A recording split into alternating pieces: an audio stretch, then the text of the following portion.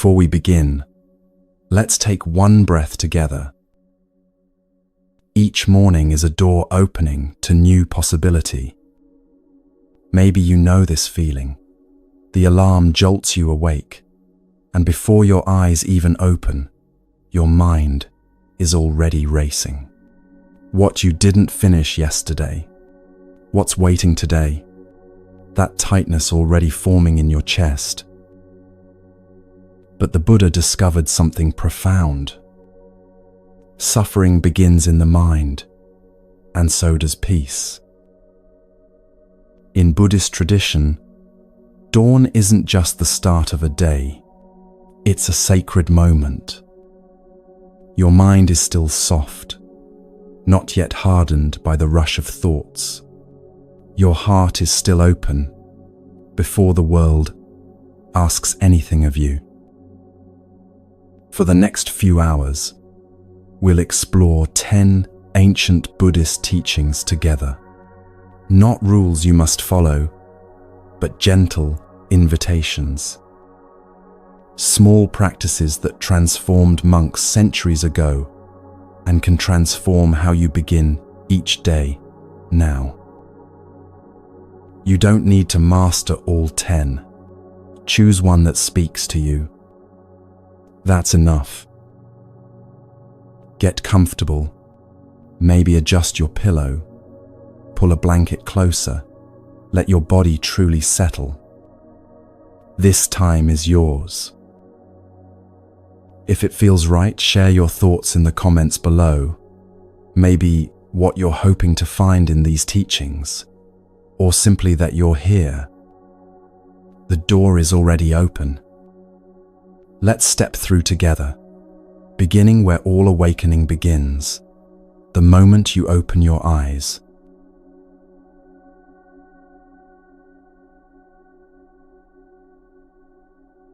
Each day that opens before you is a gift. Though we forget this, the moment consciousness returns, the eyes open, and immediately the mind reaches backward to yesterday's unfinished business, forward to today's demands. What you didn't complete, what's waiting, what might go wrong. The gift of waking gets buried under these thoughts before you've even left the bed. Buddhism invites you to begin from a different place entirely. Not from what you lack, but from what already is. A place deeper than the mind's habitual complaints. The place of gratitude. Picture yourself right now, or tomorrow morning when you first wake. You're still in bed, body warm, mind hovering between sleep and day. Before you move, before you plan, before you remember what's difficult in your life, pause. Just for a moment. Place one hand gently on your chest. Feel what's happening there. Your heart, beating steadily. It's been doing this all night, while you slept, without your attention, without your effort. Faithful, constant, keeping you alive. And then, one word. Just one. Thank you. That's the practice. It's not complex. No special training required. No perfect state of mind needed. Just your hand, your heartbeat, and that simple word, meeting the morning. In Buddhist understanding, a grateful mind is a peaceful mind. The mind that constantly searches for what's missing, what's wrong, what should be different. That mind lives in perpetual suffering. Not because circumstances are so terrible, but because it's trained itself to focus on absence rather than presence. The grateful mind does something revolutionary. It acknowledges what's here. I'm not preaching at you, I'm just observing what happens inside a human being. Notice it yourself. When you spend your first waking moments cataloging problems, how does your body feel? There's a tightness, isn't there? A heaviness. Now imagine beginning instead with gratitude, even if you don't feel it perfectly, even if it seems forced at first. Something shifts. Something softens. Maybe you do have worries. Maybe real difficulties cloud your life right now. Financial stress, relationship pain, health concerns, grief. These are real, and I'm not asking you to pretend they don't exist. But even when clouds fill the sky, even when your mind feels heavy with legitimate concerns, this practice of morning gratitude opens a crack of light. What can you be grateful for, even on a difficult day? The roof over your head, keeping weather out while you slept. The bed that held your body through the night. The lungs that kept breathing without your conscious direction. Your body, imperfect as it might feel, still accompanying you on this journey. The fact that you woke at all, not everyone did. These aren't grand things. They're ordinary, easily overlooked. But ordinariness doesn't mean worthless. In Buddhist practice, we learn to see the profound in the simple. There's a beautiful image for this practice. Imagine you have a flower inside you. Not a physical flower, but something like it. A capacity for peace, for openness, for light. This flower exists in everyone, but it needs water to bloom. Gratitude is that water. Each morning when you place your hand on your chest and say thank you, you're watering this inner flower. Not dramatically.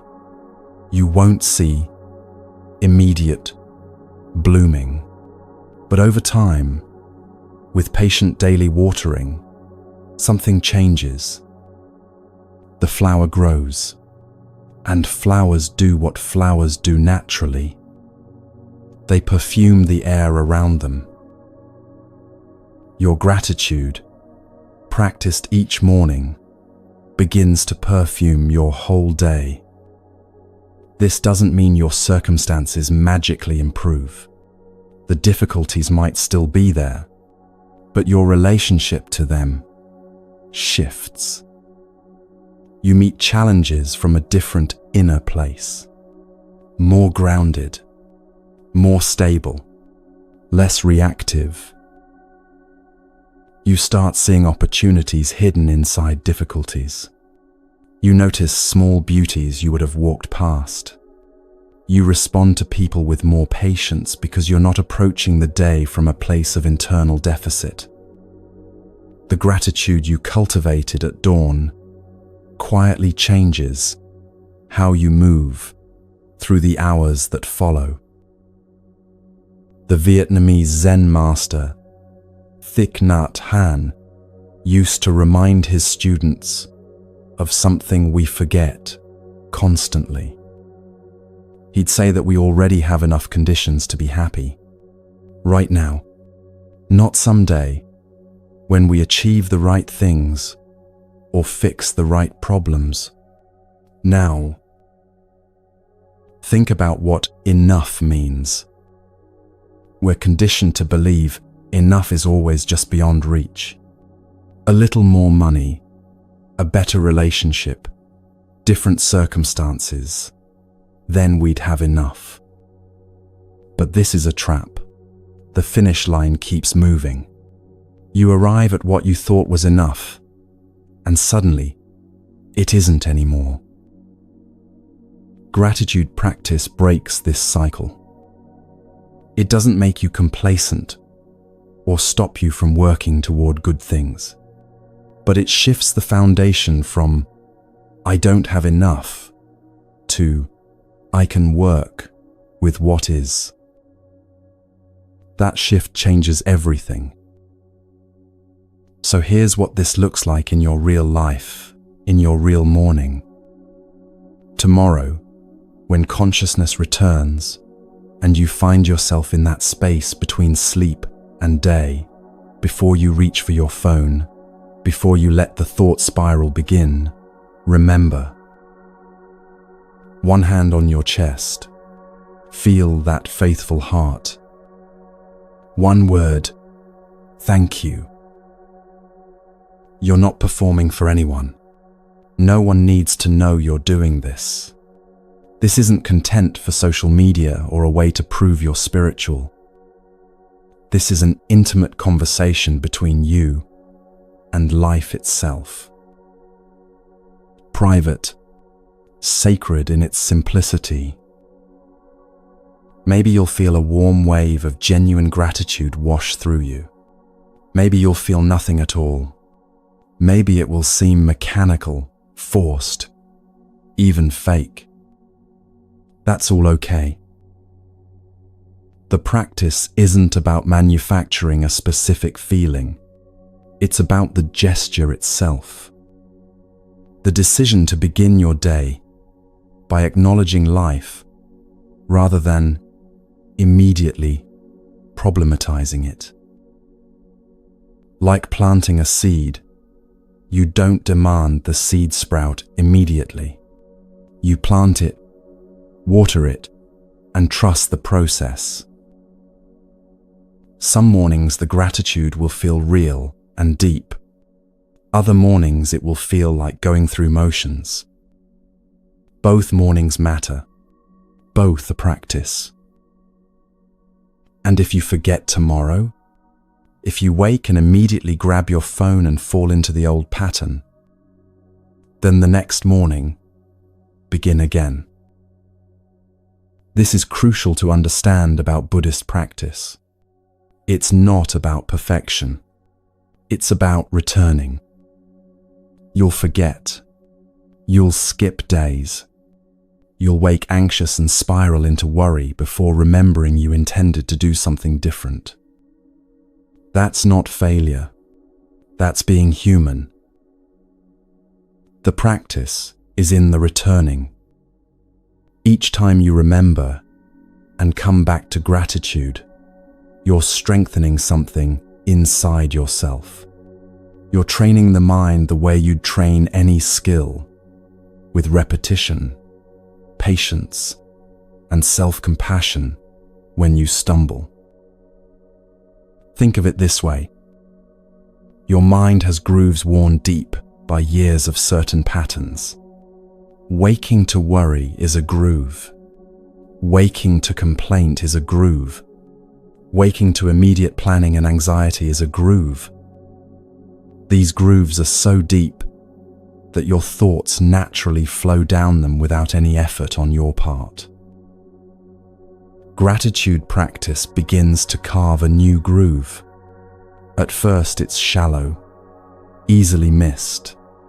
Your thoughts keep falling into the old patterns because those grooves are deeper, more familiar.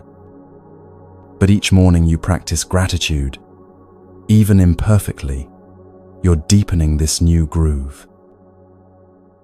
Over weeks and months, this new pathway becomes more established. Eventually, gratitude becomes more natural, less forced. It becomes your mind's default orientation, rather than something you have to consciously construct. But this takes time. Western culture often promises instant transformation. Do this one thing and your life will change tomorrow. Buddhism is more honest. It says, do this one thing consistently, with patience, and without harsh self-judgment. And over time, you'll notice you've become someone different. Not because you forced change, but because you watered what you wanted to grow. The morning is the perfect time for this practice because of where you are mentally and emotionally when you first wake. Your mind hasn't fully constructed its daily narrative yet. The ego isn't fully online. There's a softness, an openness that exists in those first moments. Throughout the day, the mind builds layers of story, identity, preference, judgment. By afternoon, you're deep in the narrative of who you are and what your life means. But in the morning, especially in those first seconds of consciousness, you're closer to something more fundamental, something less constructed. Gratitude planted in that fertile ground takes root differently than gratitude forced in the middle of a stressful afternoon. Both have value, but morning gratitude shapes the foundation of your day. There's also something to be said for the cumulative effect of beginning this way. One morning of gratitude might make a small difference. 7 mornings in a row start creating momentum. 30 mornings begin rewiring habitual patterns. 365 mornings transform how you meet existence itself. This is the Buddhist understanding of practice. Small, consistent actions compound over time into profound change, not through force or willpower, but through patient repetition, with an attitude of gentleness toward yourself. So as you lie there tomorrow morning, hand on chest, saying your quiet thank you to life, remember, you're participating in something ancient. Countless practitioners before you have begun their days exactly this way. Monks in temples, lay people in homes, people in every circumstance, and culture across centuries. You're not alone in this practice. You're joining a river of practice that has flowed for thousands of years. And your small morning gesture adds to that river, keeps it flowing forward. This isn't about being Buddhist or adopting a religious identity. You don't need to believe anything particular. You're simply working with the raw material of your own consciousness, learning to shape it in ways that create less suffering and more peace. And as you rest in this gratitude, still lying in bed, body warm, heart beating steadily beneath your palm, you might notice something else that's been there all along. Your breath, moving in and out naturally, sustaining you without effort. And that becomes the bridge to the next practice, the next doorway opening.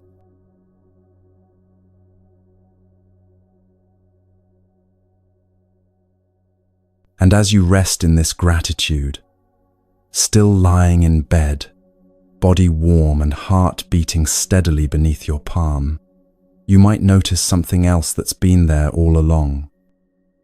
Your breath. It's been moving in and out this entire time, hasn't it? While you placed your hand on your chest, while you said thank you, while you read or listened to these words, breath continued its patient work.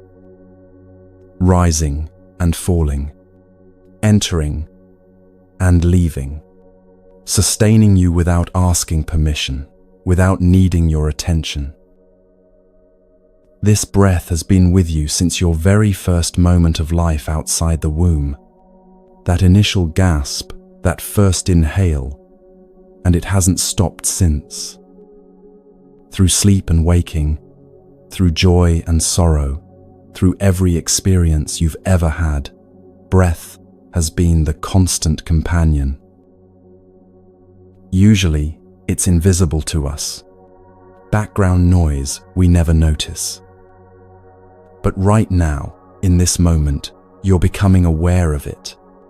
And that awareness itself is the practice.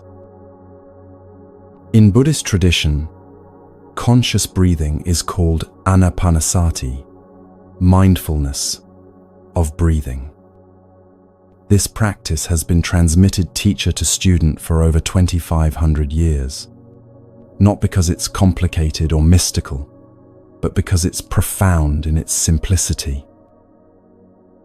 Breath serves as a bridge between your body and your mind. It's both voluntary and involuntary. You can control it consciously, yet it continues automatically when you're not paying attention. It exists right at the boundary between what you can direct and what simply happens. More importantly, breath anchors you to the present moment. You can think about yesterday's breath or tomorrow's breath, but you can only actually breathe right now. This breath, this inhale, this exhale. When you bring attention to breathing, you're automatically bringing attention to now. So before you leave the bed this morning, before you reach for your phone, or begin planning your day, let's take just 3 breaths together. 3 conscious breaths. I'll guide you through them as if we're sitting together. You don't need to do anything except follow along. First breath. Inhale slowly through your nose. Feel the air as it enters, cool at your nostrils, traveling down through your throat, filling your lungs. Notice your chest expanding, your belly rising, if you're breathing deeply enough. Feel how this incoming air awakens your cells, brings fresh oxygen to your blood. Now exhale, releasing through your nose or mouth, whichever feels natural. As you breathe out, imagine you're releasing everything accumulated during the night. Any tension held in your body, any residue of dreams still clinging to consciousness, any worry about the day ahead, just letting it all go with this out-breath. That's 1. Second breath, even slower this time. Inhale gently and pay attention to something you might not have noticed before. There's a pause at the top of the inhale. That moment when your lungs are full and you haven't yet begun to exhale. Rest in that pause for just a second. Then exhale, slowly and completely, and notice there's another pause at the bottom. When your lungs are empty and you haven't yet begun the next inhale, rest there too. In those pauses, something opens. A gap in the constant motion. A tiny window of stillness between the movement of breathing. You don't need to do anything with this observation. Just notice it. That's 2. Third breath now. This time, don't try to control it at all. Don't make it deep or slow or any particular way. Just allow your body to breathe however it wants to breathe. You simply watch. Observe this breath as it naturally occurs. Feel it arriving without your effort. Feel it departing without your command. This is how breath has worked your entire life, automatically, wisely, without needing management. That's 3. Now just rest for a moment with whatever you're experiencing. Maybe your body feels more awake. Maybe your mind feels slightly clearer. Maybe nothing feels different at all. All of this is fine. You've probably noticed how your breath changes throughout the day depending on your emotional state. When you're anxious, breath becomes shallow and rapid, trapped high in your chest. When you're relaxed, it deepens naturally, settling into your belly. When you're angry, it becomes sharp and quick. When you're peaceful, it flows smooth and even. The breath reflects your inner state. But here's what's remarkable. The relationship works both ways. Just as your emotions affect your breath affects your emotions. When you consciously slow and deepen your breathing, your nervous system receives a message. Things are okay. You can calm down. This isn't superstition or wishful thinking. It's how your body is wired. So these 3 conscious breaths you just took, they're not just meditation practice. They're a gift to your nervous system, a signal that this morning can begin from a place of centeredness rather than reactivity. This practice isn't about fixing yourself. You're not broken. It's about befriending yourself, meeting yourself with attention and kindness first thing in the morning. The Buddha taught something important about breath. He said it's the one refuge you never leave home without. You might forget your keys, your phone, your wallet, but you never forget your breath because it's always with you.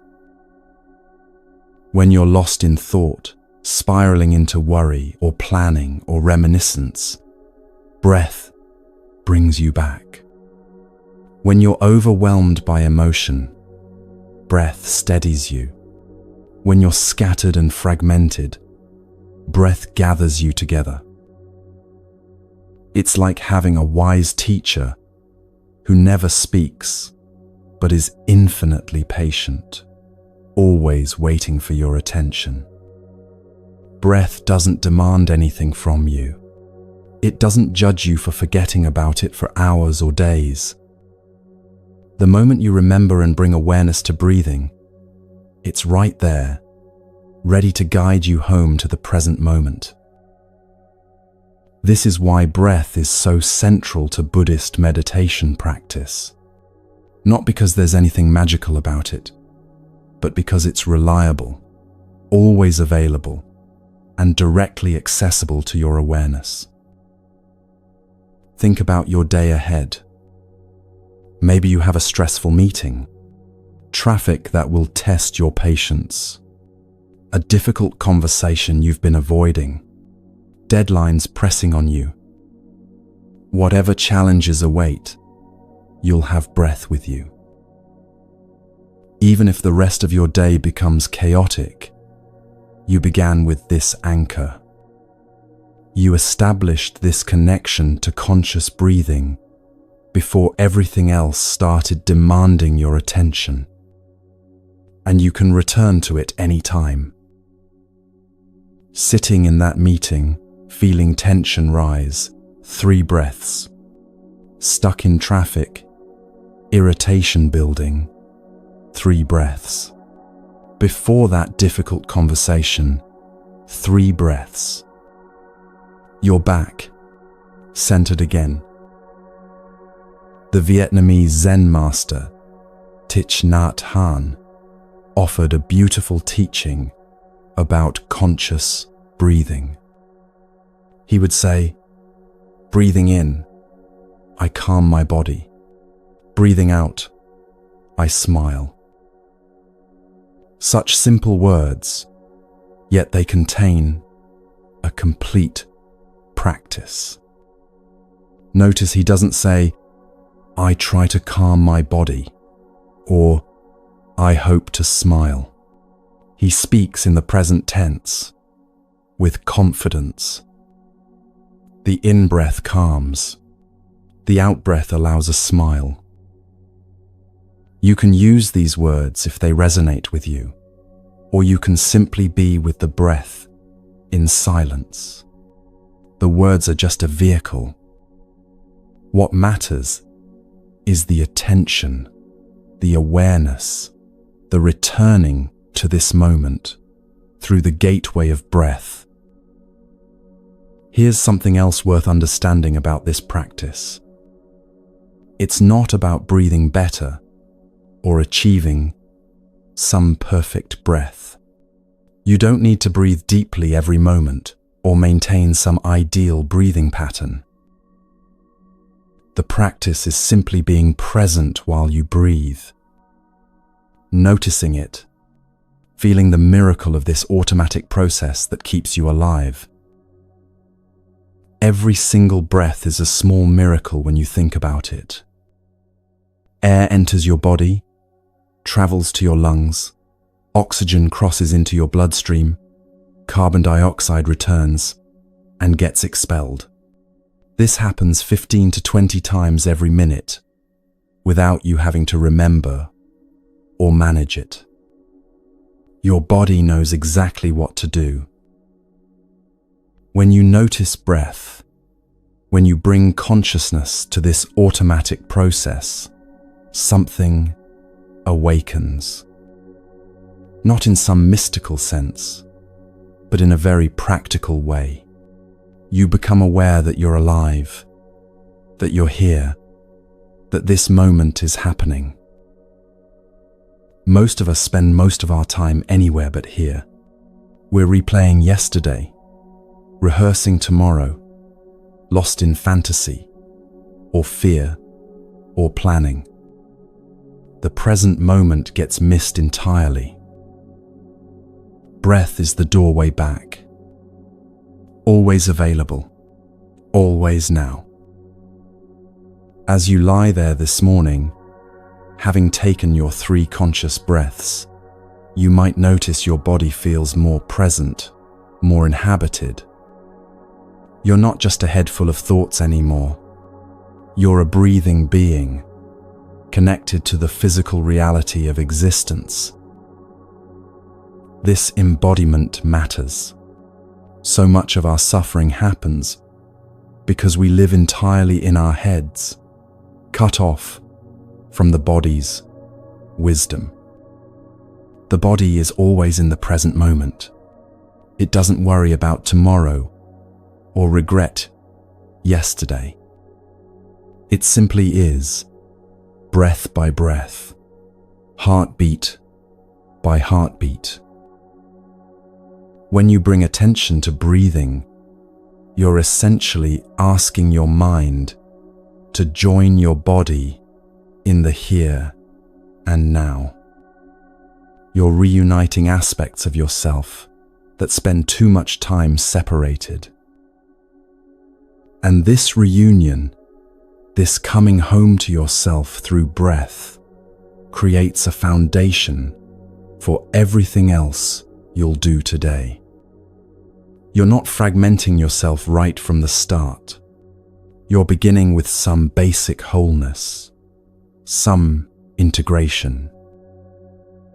Throughout the day, you might notice moments when you naturally return to conscious breathing.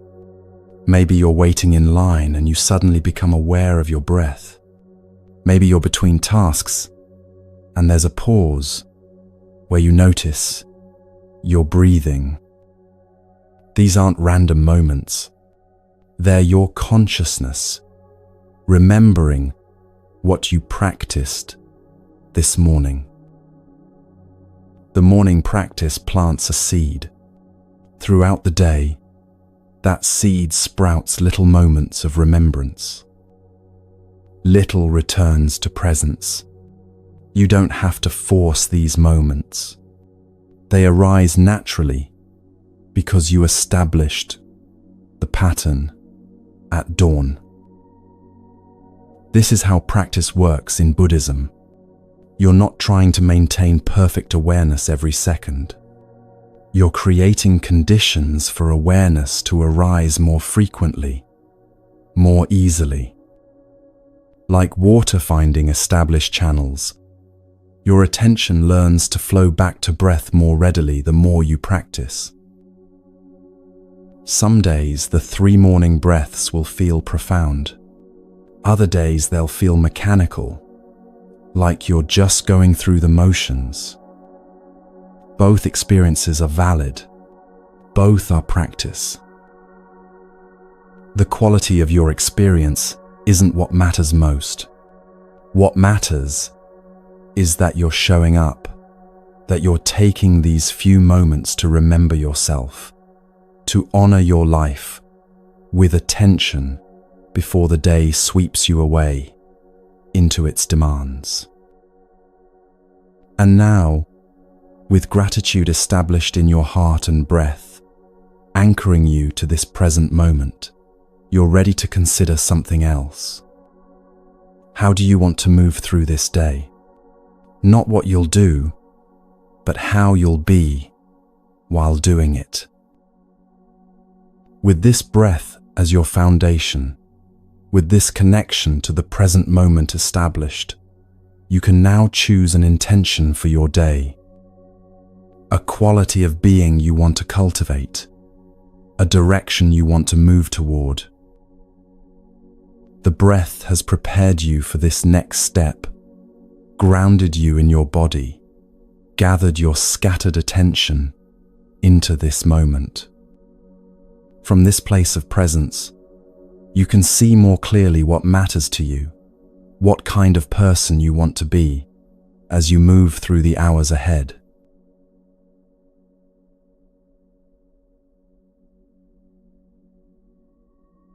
With gratitude established in your heart and breath anchoring you to this present moment, you've created something rare in our modern world, a pocket of clarity before the day begins making demands.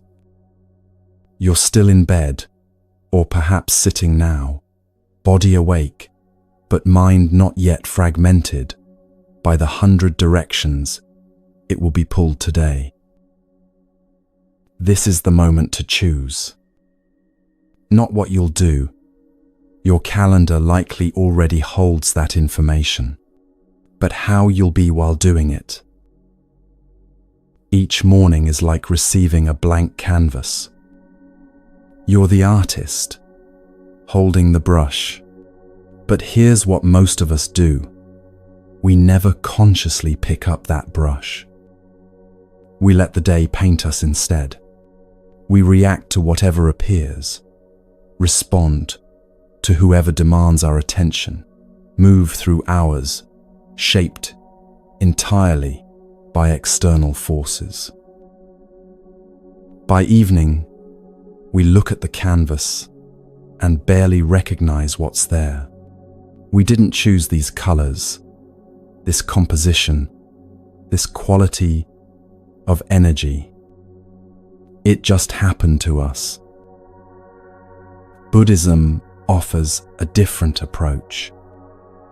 Before the day begins painting you, you make one conscious mark on the canvas. You establish an intention. In the Buddha's Noble Eightfold Path, this is called Samma Sankappa, right intention. It's not about goal setting in the way Western culture understands goals. You're not making a to-do list or defining success metrics. You're choosing a direction for your inner life, an orientation for your consciousness. The question is simple and profound. How do I want to move through today? Sit with that question for a moment. Not, what do I need to accomplish? But, how do I want to be? Your intention might be very simple. Maybe today you want to pause before reacting to things. Just that, a breath between stimulus and response. Or maybe your intention is, today, I'll listen more than I speak. Or, today, I'll move through tasks without rushing. Or, today, I'll be kind to myself when I make mistakes. Notice these aren't grand spiritual declarations. They're honest orientations toward qualities of being that matter to you. They're intimate, personal, true. You know that feeling when the day spins out of control, when you're completely reactive, bouncing from one demand to another, like a pinball, when you get to evening exhausted, having spent the entire day responding rather than choosing. Your morning intention is the thread you can hold in those moments. It's your way home when you've gotten lost in the chaos.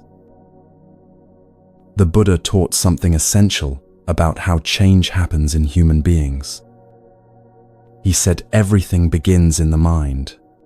Every word you'll speak today, every action you'll take, every gesture you'll make, all of it first arises as mental energy, as thought, as intention. Before your hand moves to help someone, the intention to help forms in consciousness. Before you speak harshly, irritation arises in the mind. Before you choose patience, the intention toward patience appears. Most of this happens unconsciously, shaped by habit and conditioning. But you have a moment of choice each morning. You can consciously plant an intention before habits take over. Think of your consciousness as soil. At dawn, that soil is soft, receptive, not yet hardened by the day's heat.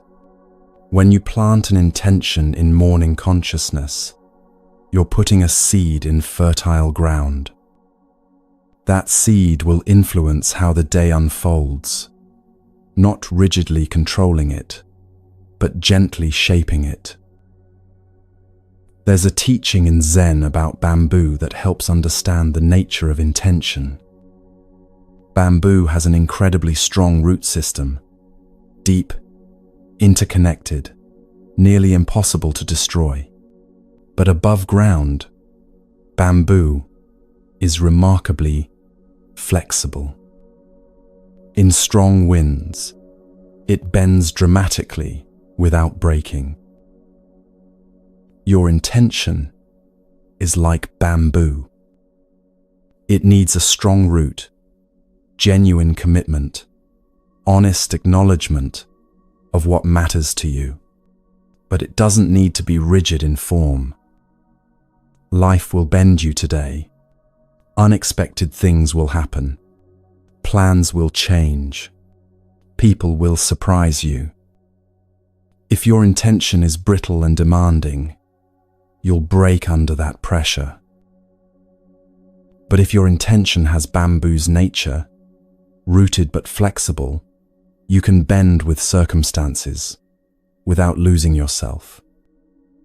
You have direction without brittleness.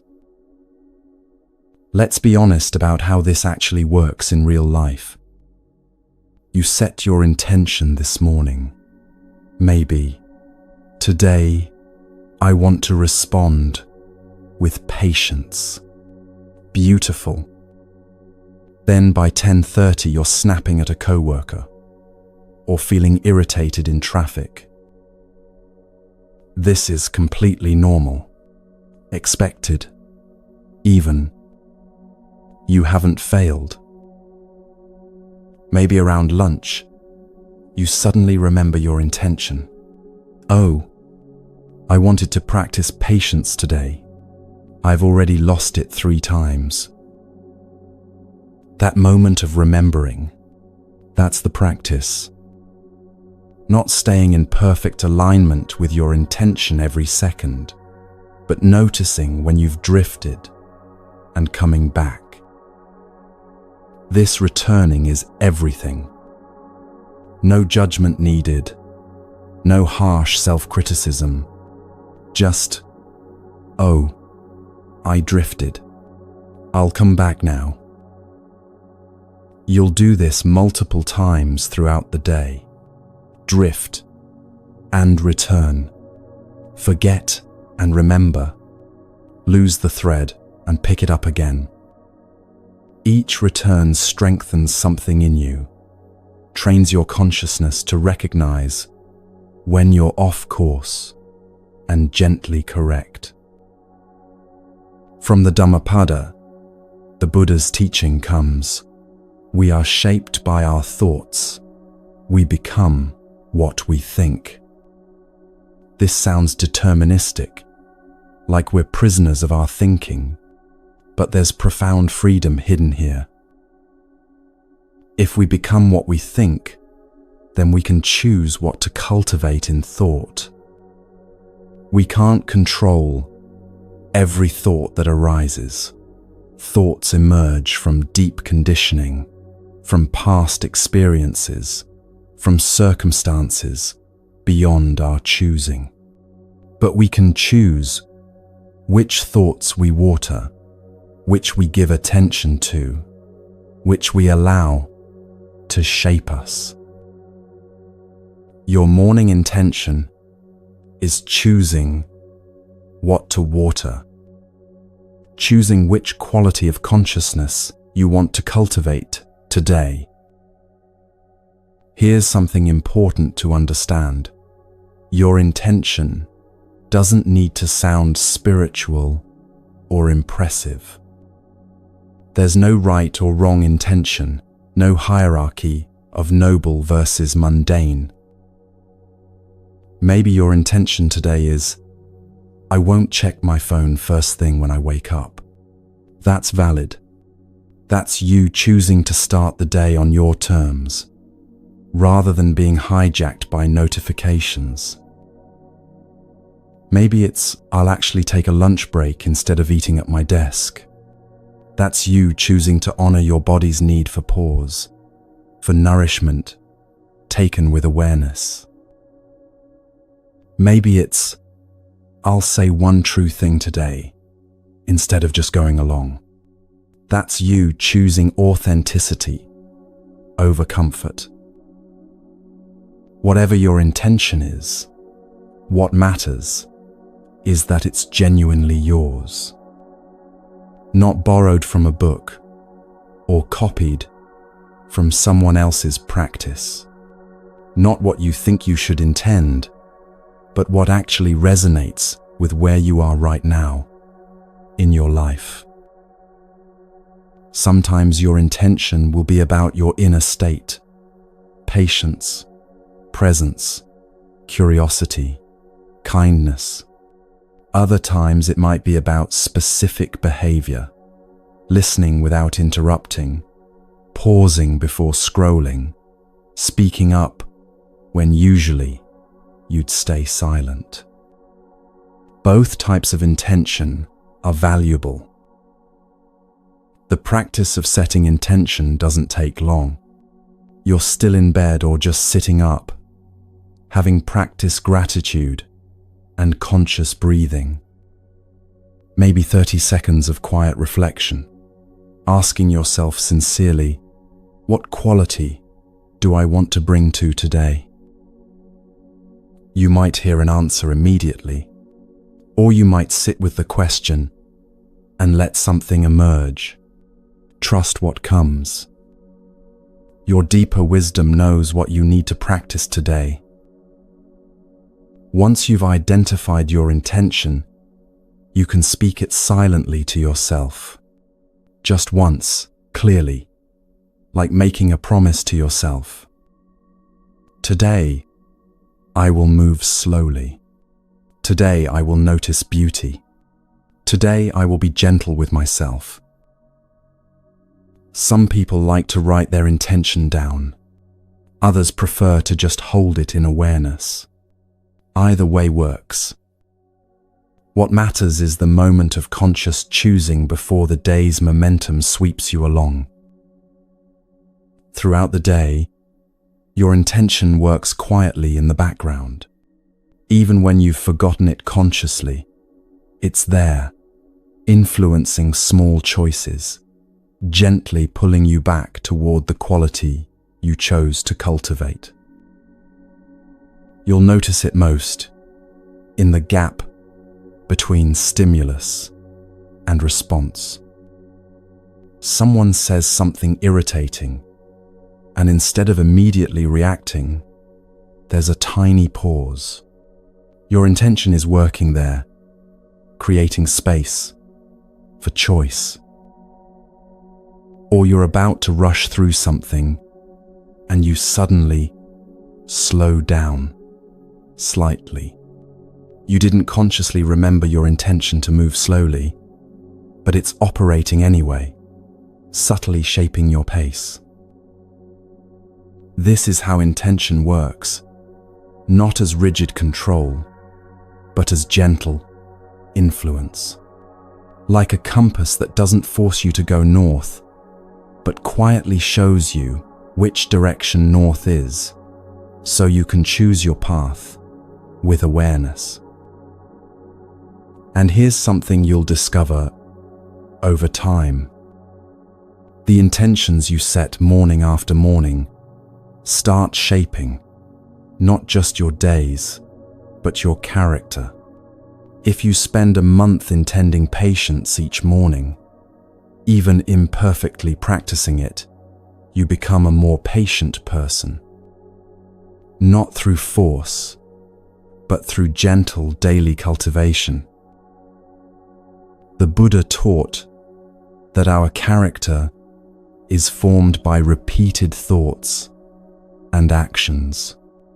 A single angry thought doesn't define you, but cultivating anger daily does. A single kind act doesn't transform you, but daily practice of kindness does. Intention is choosing what you want to cultivate, then trusting the natural process of growth that comes from consistent planting. Sometimes you'll set an intention and realize by mid-morning it's not what you actually needed today. The day revealed something different was required. That's fine. You can adjust.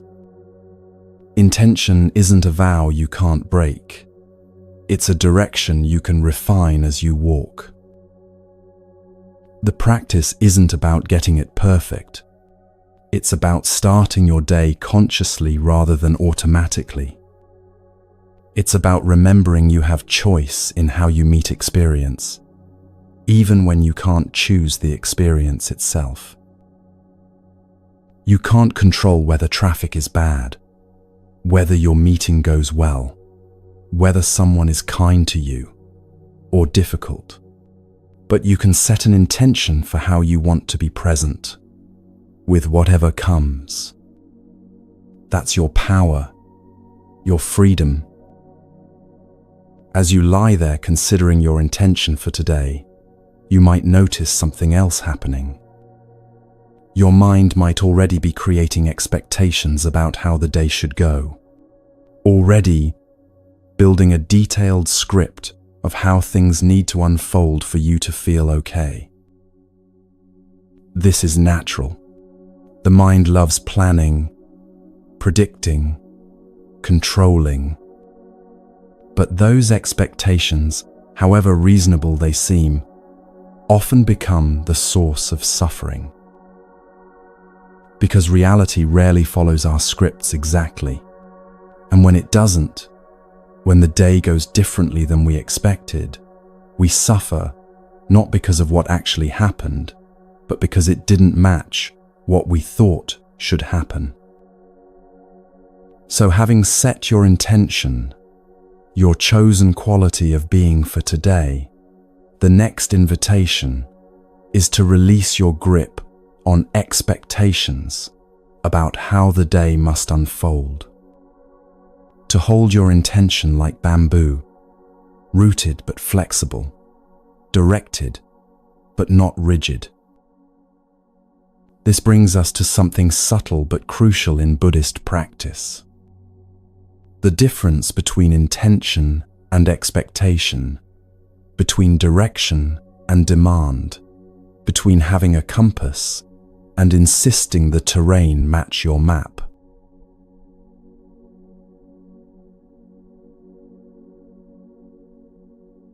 You've set your intention for the day, maybe to move slowly, to listen deeply, to be kind to yourself. Beautiful. And then, almost immediately, your mind does something very natural. It starts building a script. If I'm patient today, then this meeting will go smoothly. If I stay calm, then people will respond well. If I do everything right, then I'll feel good by evening.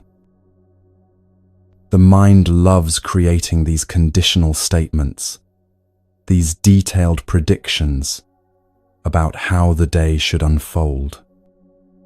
We all do it. It feels like planning, like being prepared. But hidden inside these expectations is the seed of suffering.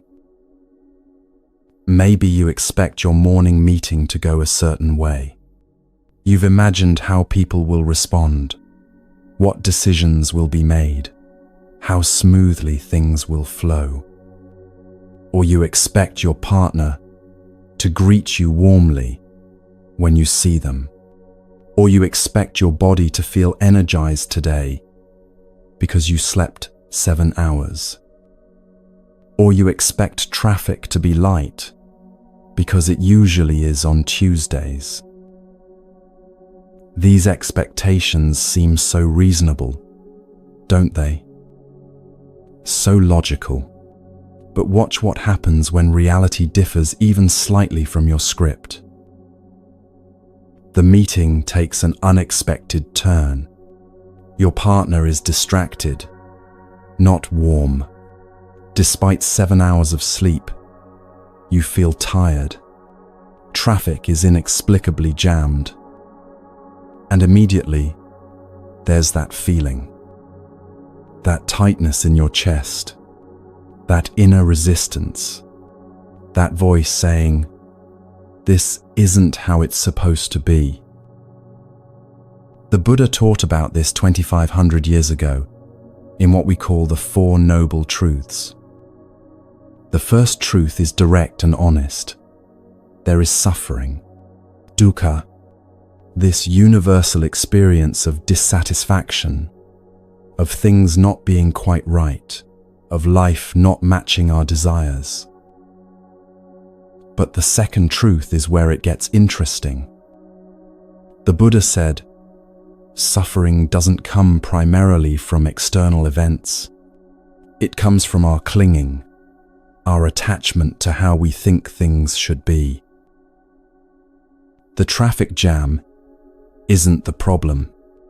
Your expectation of clear roads meeting the reality of jammed traffic. That's where suffering lives. In the gap between what you expected and what is. Think about your morning so far, or how tomorrow morning might unfold. Maybe you expected to sleep well last night, but you didn't. You woke multiple times, or couldn't fall asleep for hours. Now you're tired, and there's suffering in that. Not just the physical tiredness, but the story you're telling yourself about how you should feel. You expected to wake feeling energized and ready, but instead, you feel heavy and slow. The expectation unmet becomes a small suffering. Then maybe you expected to have time for coffee and a calm breakfast, but you woke late and now you're rushing. Another expectation unmet, another small suffering added to the pile. By the time you leave the house, you've already accumulated multiple disappointments, not because terrible things happened, but because reality didn't match your script. Buddhism offers a practice for this, simple in words, but profound in effect. As you lie there, having set your intention, say this quietly to yourself. Today, I leave space for what is. Just that. Today I leave space for what is. This isn't giving up on your plans or dreams. It's not becoming passive or apathetic about your life. It's choosing to hold your plans with open palms instead of clenched fists. Remember the bamboo teaching from your intention practice? Let's deepen that now. Bamboo has those incredibly strong, deep roots we talked about. Your intention is like those roots, keeping you grounded in what matters to you. But above ground, bamboo doesn't resist the wind. When strong gusts come, bamboo bends dramatically, almost touching the ground sometimes. But it doesn't break. It doesn't snap. A rigid tree, standing firm and unbending, looks stronger. But when the storm comes, that rigidity becomes brittleness. The tree snaps. It can't accommodate what the wind demands. Your intention is the strong root. Today I want to move slowly. Or, today I want to listen deeply. That remains. But your expectations about how that will look, about how people will respond, about what will happen as a result, those need to be flexible, like bamboo in wind. You can have clear direction without rigid demands about the form that direction takes. This is wisdom. Can you remember a time when everything went wrong according to your expectations? A day that completely didn't go as planned? Maybe a cancellation, a change in schedule, something unexpected that threw off your whole script. And then, sometimes, something beautiful emerged from that disruption. An unexpected conversation, a moment of rest you wouldn't have taken, a different path that turned out better than the one you'd planned. Something you never would have experienced if your expectations had been met. It couldn't have been planned because you didn't even know it was possible. It arrived only because you didn't get what you expected, only because reality deviated from your script. This happens more than we realize, but we're so busy being disappointed about unmet expectations that we miss the gifts hidden inside the unexpected. The Buddha told a story that's relevant here. He said the Dharma, Buddhist teachings and practices, are like a raft for crossing a river. You need the raft while you're in the water. But once you reach the other shore, you don't pick up the raft and carry it on your back. You leave it behind. It served its purpose. Expectations are like that raft.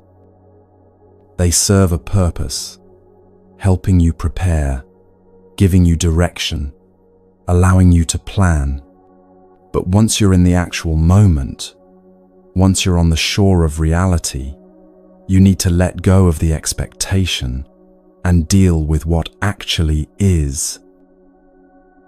The problem is, we keep carrying the raft. But I expected clear traffic. But I expected them to be kind. But I expected to feel better. We're standing on solid ground, arguing with reality about what we thought the ground should look like. This doesn't mean becoming passive or not caring about outcomes. That's a common misunderstanding of this practice. You still plan your day. You still work toward good things. You still have preferences and make efforts. But underneath all that planning and effort is a different quality. Acceptance of what actually is, not war with reality. There's a Zen story about a student who approached his master with a question. "Master, what is Buddha?" The master replied simply, "The one in the hall." The student, excited, rushed to the hall, expecting to find someone special, some enlightened being sitting there. But the hall was empty. Confused and disappointed, the student returned to the master. "There's no one in the hall." The master smiled. "You expected Buddha to look a certain way, didn't you? You went looking for your expectation instead of looking for what was actually there." This is what we do constantly. We're so busy looking for our expectations that we miss what's actually present. Expectations are the mind's attempt at control, at creating certainty in an uncertain world. If I can predict how things will go, if I can imagine the script accurately enough, then I'll feel safe. I'll be prepared. I won't be caught off guard. But life doesn't work that way. No amount of expectation building creates actual control. You can't script other people's responses. You can't guarantee outcomes. You can't force reality to match your imagination of it. The peace you're seeking, the peace these morning practices are cultivating, isn't found in successfully controlling outcomes. It's found in being present with whatever comes. This is a radical shift in how most of us approach life. We've been taught that peace comes from getting what we want, from having things go our way, from successfully manipulating circumstances to match our preferences. Buddhism says no, that's not where peace lives. That's where temporary pleasure might live, but not peace. Peace lives in equanimity, in the ability to meet life as it actually unfolds, rather than constantly fighting for it to be different. So as you prepare to enter your day, having set your intention with strong roots, practice holding your expectations lightly. Yes, you have a sense of how you'd like things to go. Yes, you have preferences and hopes. But can you hold all of that with an open hand? Can you say to yourself, I have an idea about how today might unfold, and I'm willing to meet whatever actually unfolds? This willingness to meet reality on its own terms, rather than your terms, is a form of courage. It takes bravery to release the illusion of control that expectations provide. It takes trust to walk into a day without a rigid script. But what you gain is so much greater than what you lose. You gain availability to the present moment. You gain the ability to respond wisely to what is, rather than reacting constantly to what isn't. You gain resilience, flexibility, peace. When something unexpected happens, and it will, you won't crash as hard because you weren't clinging so tightly to how it was supposed to be. You'll have that bamboo quality, bending with the wind of circumstance, while remaining rooted in your intention. Throughout your day, you might notice the moment expectations arise. You're about to enter a conversation, and your mind quickly creates a script. They'll say this, I'll say that. It will go this way. Just notice that happening. You don't have to fight the expectation or make it disappear. Just see it for what it is, the mind's habit of trying to predict and control. And then, consciously soften your grip on that script. Maybe it will go that way. Maybe it won't. Either way, I'm here to meet what actually happens. This softening, this releasing, this opening to what is, it might feel vulnerable at first. Like you're going into the day without armor, without your usual defensive preparations. But actually, you're doing the opposite. You're becoming more resilient, not less. Rigid things break under pressure. Flexible things adapt and survive. The Buddha's third noble truth, and we'll touch on this more deeply later, is that there is an end to suffering. Not an end to difficult circumstances, but an end to the suffering we create through our relationship with circumstances.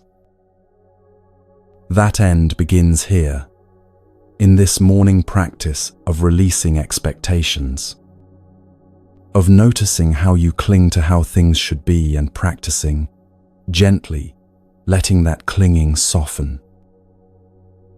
Some days you'll manage this with grace.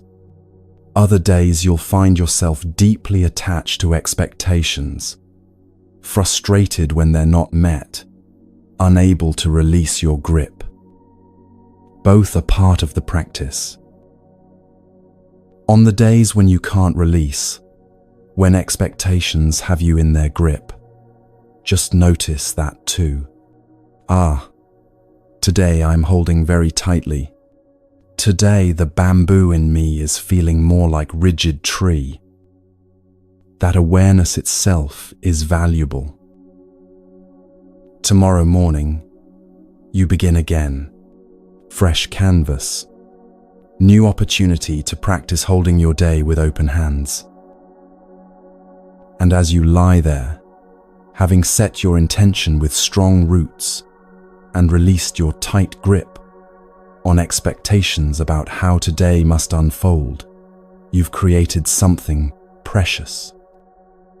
Space. Inner spaciousness. Your mind is less cluttered with scripts and predictions. Your heart is less defended against disappointment.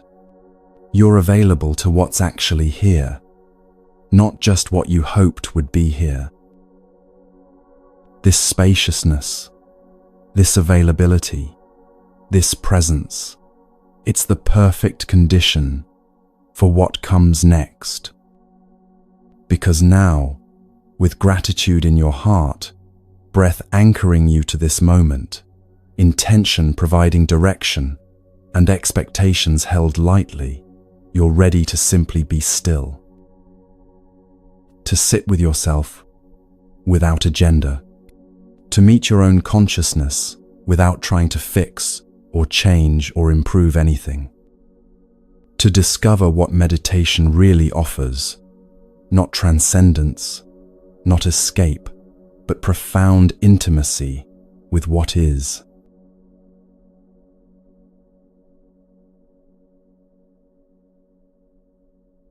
You've created something rare in these first minutes of morning. Gratitude has softened your heart. Breath has anchored you to this present moment. You've set an intention and released your tight grip on expectations. There's a spaciousness in you now that wasn't there when you first opened your eyes. This is the perfect condition for just sitting. just being still with yourself for a few minutes before the day's momentum takes you. Maybe resistance immediately arises when you hear the word meditation. I can't meditate. My mind is too busy. Thoughts never stop. Let me speak to you as a friend here. Everyone's mind is busy. Every single person who has ever meditated has a busy mind. That's not the problem.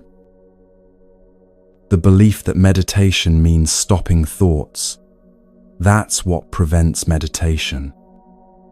Meditation isn't about achieving some special state where thoughts disappear. It's about changing your relationship with thoughts.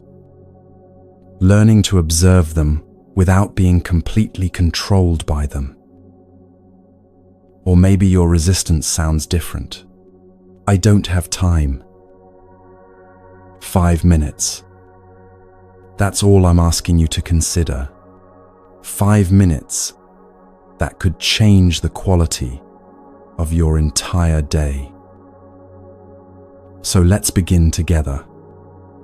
Find a comfortable way to sit. If you're still in bed, sit up against your headboard. If you prefer, move to a chair. What matters is the sitting itself, not where or how perfectly you do it.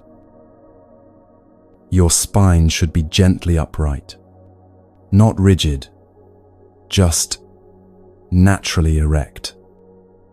Think of your spine as a mountain, grounded at the base, rising with dignity, stable, but not stiff. Why does posture matter? Because your body communicates with your mind. When you sit upright with gentle alertness, your mind receives the message. We're awake, we're present, we're available to this moment. Let your hands rest comfortably in your lap or on your thighs. Find what feels natural. Now your eyes. Close them completely or keep them slightly open with a soft downward gaze. Either way is fine. We're going to bring attention to the breath again, but differently this time. Earlier, you took 3 conscious breaths. Now, you're going to sustain your attention on breathing for several minutes. Just notice your breath as it naturally occurs. You don't need to control it or make it special. Let your body breathe however it wants to breathe, and you simply observe. Feel the sensation of air at your nostrils, or notice the rising and falling of your chest, or pay attention to your belly expanding and contracting. Choose one location and let that be your anchor point. The Buddha discovered enlightenment through meditation, but his path to that discovery is worth knowing. He tried everything else first. Extreme asceticism, intense study, pushing his body and mind to their limits. None of it worked. Finally, exhausted from all his striving, he simply sat down under a tree. He made a promise, I will sit here until I understand. And he Saturday. And in that sitting, without force or striving, clarity came. You're not trying to become enlightened in your 5 minutes of morning meditation, but you're doing what the Buddha did, sitting down, being present, allowing yourself to simply be without agenda. Here's an image that might help. You are like the sky, vast, spacious, always present. Thoughts are like clouds passing through that sky. Some clouds are dark and heavy, worries, fears, difficult memories. Some are light and wispy, pleasant daydreams, plans, fantasies. All day long, clouds pass through the sky of your awareness. Usually, you identify completely with the clouds. A dark thought cloud appears, and you think, I am anxious. You mistake the temporary weather patterns for who you are. But in meditation, you start recognizing something profound. You are not the clouds. You are the sky through which clouds pass. The sky is never damaged by clouds. It remains itself, spacious, vast, unchanged. You're not trying to have a clear sky with no clouds. Thoughts will come, just like clouds will appear. You're learning to recognize yourself as the sky, not the clouds. So as you sit here, breath as your anchor, thoughts will arise.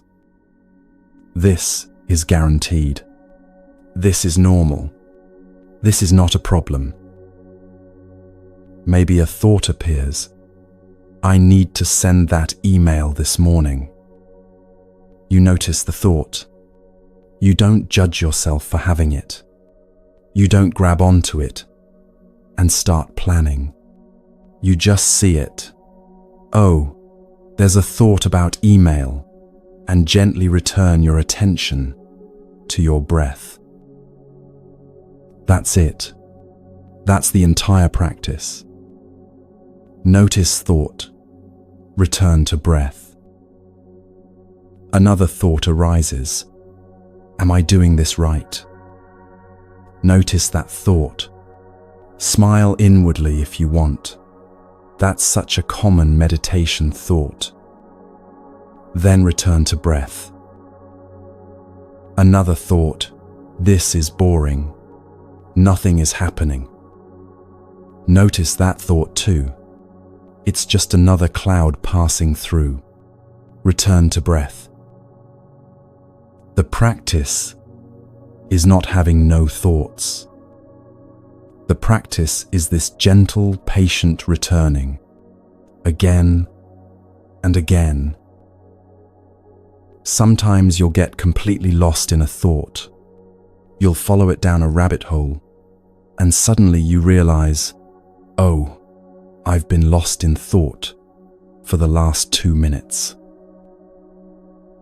This moment of realization, this is not failure. This is the meditation working. You woke up from the thought dream. You recognized you'd been lost. That recognition itself is awareness. That's what you're cultivating. So, you don't scold yourself or feel disappointed. You just gently return to your breath and you continue. There's a teaching from the Zen tradition that captures this beautifully. A student asked his teacher, I sit for 20 minutes, but my mind never stops racing. Am I wasting my time? The teacher replied, if you sit for 20 minutes and your mind races for 19, but for 1 minute, even 1 moment, you experience pure presence, that's enough. That's everything. You're not trying to achieve 20 minutes of perfect meditation. You're cultivating moments of presence, of awareness. Those moments accumulate. They grow. They change you. What you're doing here is training your attention like you'd train a muscle. Your attention doesn't get stronger when it stays perfectly focused. It gets stronger each time it wanders, and you bring it back. Every return is a repetition, a strengthening. Every moment of noticing I was lost in thought is a moment of awakening. You're also becoming familiar with your mind in a new way. Instead of being completely identified with every thought and emotion, you're learning to observe the patterns. You start recognizing, oh, this is my anxious thinking pattern. It feels overwhelming, but it's just a pattern, and it will pass. This familiarity with your own mind is invaluable. You're becoming intimate with how it works, learning to observe without being swept away. Later today, when something stressful happens, you'll have this reference point. You'll remember, oh, I can observe this feeling like I observed thoughts in meditation. I don't have to be completely identified with this stress. That space between experience and reaction, that's where freedom lives. That's where choice becomes possible. The Buddha called meditation practice bhavana, which means cultivation or development. You're cultivating awareness the way a gardener cultivates soil, patiently, consistently, with care. A gardener doesn't plant a seed and then dig it up the next day to see if it's growing. They water it. They trust the process. Some days they see no visible progress, but underground, roots are developing. Your meditation practice is like that. Some sessions will feel profound. Other sessions will feel like you're just sitting there restless and distracted. Both are valuable. Both are practice. You're cultivating something that grows beneath the surface. 5 minutes might feel impossibly long when you first start. Your body might be restless. Your mind might be screaming at you about everything you should be doing instead. That's okay. Start with 2 minutes. If 5 feels like too much, start with 1 minute. Start with 30 seconds of true presence. What matters is not the duration, but the sincerity of your practice. Over time, those minutes will naturally extend, not because you're forcing yourself, but because something in you recognizes the value of this stillness. But we're not there yet. Right now, you're just beginning. And beginning means starting exactly where you are. As you sit here, eventually you'll sense it's time to end. Don't rush that ending. Take one more conscious breath, a little deeper than the others. Feel gratitude for these few minutes you gave yourself. Then, slowly, gently, open your eyes if they were closed. Notice how the room looks. Notice the quality of light, the objects around you. Don't immediately jump up and rush into your day. When you rise from meditation, you carry something with you. Not a special state that will quickly fade, but a quality of presence. You've reminded yourself that you are not just a doing machine, not just a problem solver. You are also awareness itself. You are the space in which experience occurs. Throughout your day, you might find little moments where you naturally drop into that meditative quality again. Waiting for coffee to brew, you notice you're just standing there present.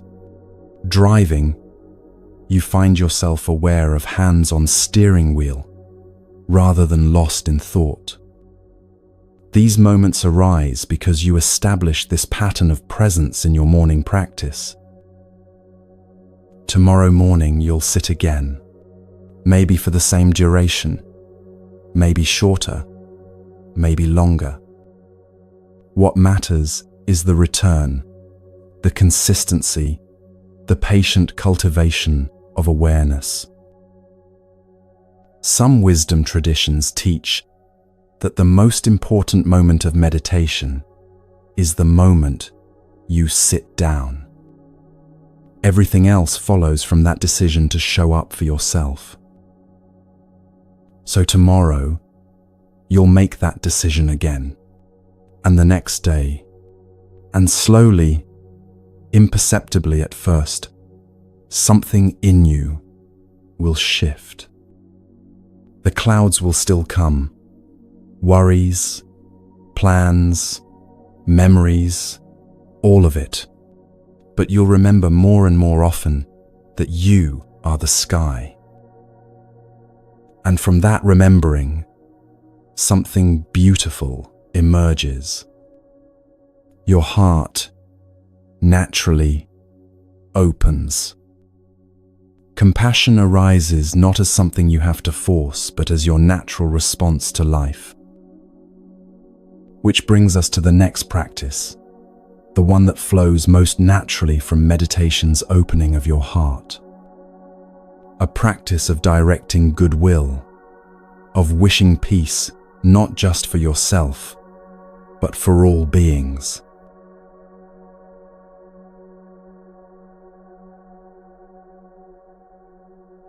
From the stillness of meditation, something naturally wants to emerge. Your heart, having sat quietly with itself, becomes tender, open, available. This is the perfect moment for a practice that might seem unusual at first, but holds profound power. What if your first conscious act each day was wishing peace? Not just for yourself, but for all beings, those you love, those you don't know, even those who've hurt you. In Buddhist tradition, this is called metta, loving kindness. And before you dismiss it as sentimental or naive, let me tell you what it actually is. Metta isn't about feeling warm and fuzzy toward everyone. It's not forced positivity or pretending you don't have real conflicts with people. It's something deeper and more revolutionary than that. It's the practice of wishing well-being unconditionally, without needing people to deserve it first, without waiting for them to earn your goodwill. Just offering it because an open heart is its own reward. This is hard for us. We've been trained since childhood that love must be earned, that kindness must be deserved. Be good, and you'll receive affection. Behave correctly, and you'll be worthy of care.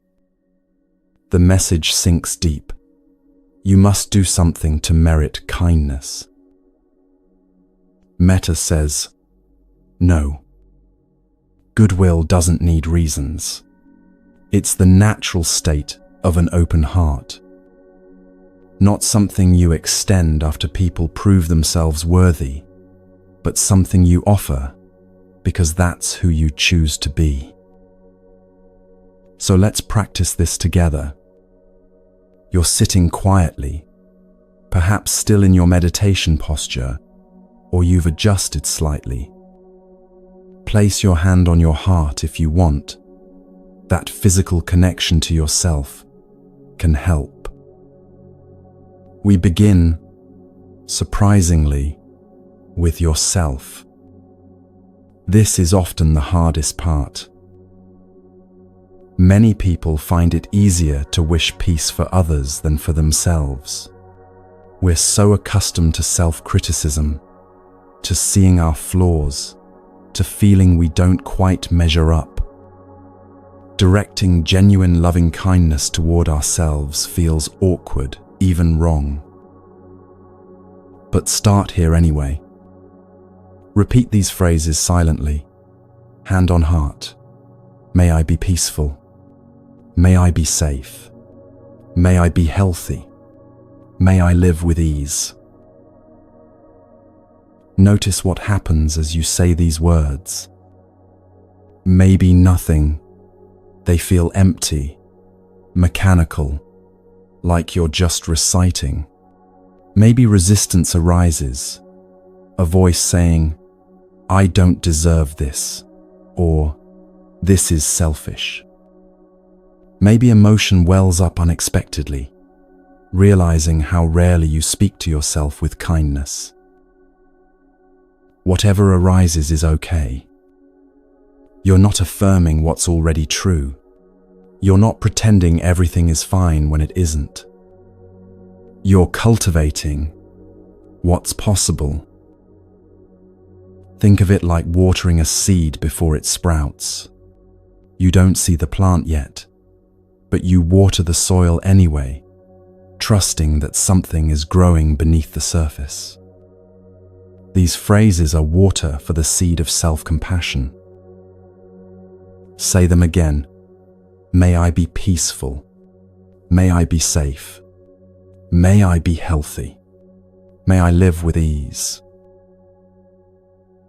Even if you don't believe them yet, even if they feel foreign in your mouth, the practice is in the offering. You're training your mind to consider the possibility that you deserve kindness without having to earn it first. Now, think of someone you love, someone easy to love, a child, a dear friend, a partner, someone whose well-being you genuinely care about. See their face in your mind. Remember what it feels like to be with them. And offer them the same phrases. May you be peaceful. May you be safe. May you be healthy. May you live with ease. This probably feels more natural. Your heart knows how to wish good things for people you love. Feel these words. Don't just recite them. Let genuine care infuse them. Picture them receiving this blessing somehow, even though they don't know you're offering it. Imagine peace settling over them, whatever struggles they're carrying, becoming a little lighter. Now we expand the circle. Think of someone neutral, a person you encountered recently, but don't really know. Maybe the clerk at the store yesterday. Maybe someone you passed on the street. Maybe a neighbor you waved to, but have never spoken with.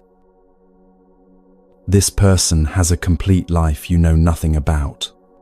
They have struggles you'll never see, joys you'll never witness, fears and hopes and history that's entirely their own. They wake each morning like you do, facing their day, carrying their burden. Offer them peace. May you be peaceful. May you be safe. May you be healthy. May you live with ease. Notice any resistance here. Why should I waste energy on a stranger? Just notice that thought and continue anyway. You're expanding your capacity for goodwill beyond the small circle of people you know. The Buddha taught about 4 qualities called the Brahmaviharas, divine abodes, or states where the heart can dwell.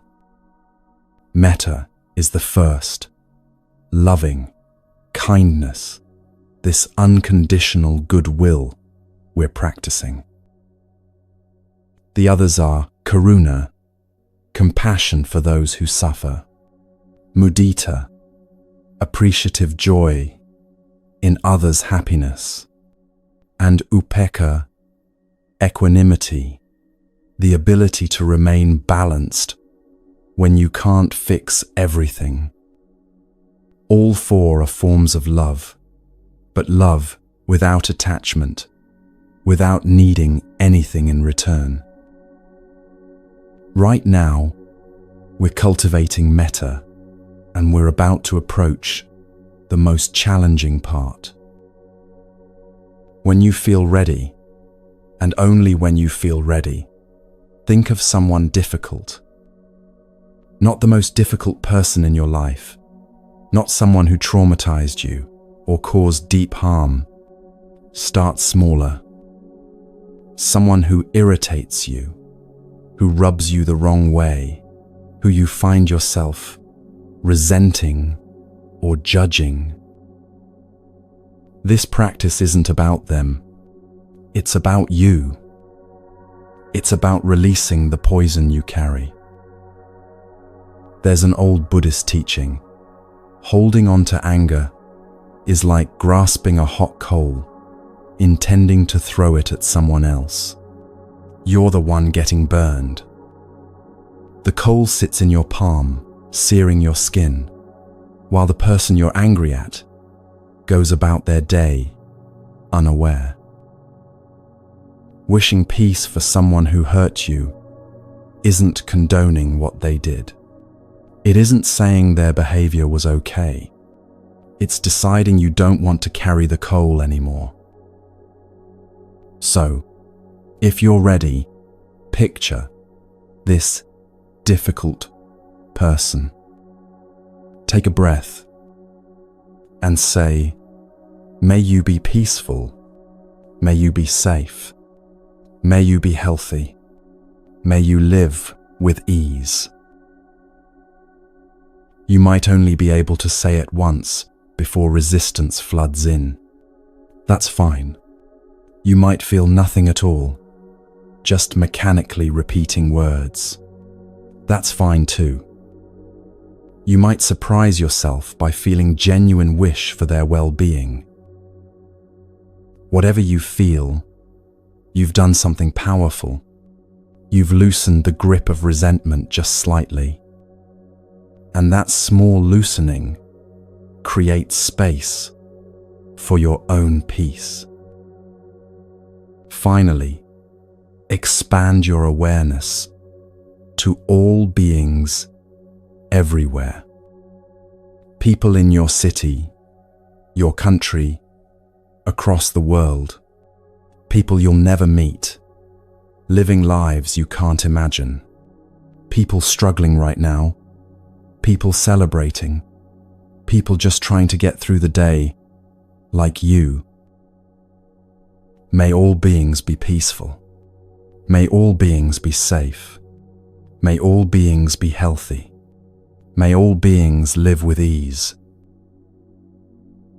Feel how this opens something in your chest. Not sentimentality, but genuine recognition. We're all in this together, all trying to be happy, all trying to avoid suffering. What changes through this practice isn't that people suddenly become kinder to you. The difficult person doesn't transform overnight. The world doesn't rearrange itself to match your wishes. What changes is you stop meeting the world with a closed, defended heart. You stop approaching each encounter from a place of suspicion or judgment. You walk through your day differently, softer, more open, less armored. The Metta Sutta, one of the Buddha's teachings on loving kindness, offers a beautiful image. He said we should cultivate boundless love toward all beings, just as a mother would protect her only child with her life. Unconditional, fierce, unshakable. This is the possibility within you, not weakness or naivety, but the fierce tenderness of a heart that refuses to close. After practicing metta each morning, you might notice subtle shifts throughout your day. Someone cuts you off in traffic, and instead of immediate rage, there's a moment of space. They must be rushing somewhere, worried about something. Not excusing rudeness, but not taking it as personal attack either. A co-worker snaps at you, and instead of snapping back, you pause. What suffering makes them act this way? You respond with patience you didn't know you had. These aren't dramatic transformations. They're small moments where you meet life differently because your heart has been practicing openness each morning. Some days, metta practice will feel real and powerful. Your heart will swell with genuine warmth as you recite the phrases. You'll feel connected to all beings, touched by the shared human experience. Other days, the words will feel empty. You'll recite them mechanically, feeling nothing, maybe even annoyed you're bothering with this. Practice anyway. The cultivation happens beneath the surface of immediate feeling, like your meditation practice, like your gratitude practice. This is about consistent tending, not perfect performance. You're training your heart the way you train any capacity, through repetition, through showing up even when it feels pointless, through trusting the process more than the immediate result. Over weeks and months of morning metta practice, you'll notice you've become someone slightly different. Not perfect, not constantly radiating love, but quicker to understand than to judge, slower to harden your heart, more willing to stay open even when it's uncomfortable. There's another benefit to this practice that's worth naming. When you regularly wish well-being for yourself, you start believing you deserve it. When you regularly wish peace for others, you stop making their worthiness contingent on their behavior. You become less judgmental overall, including toward yourself.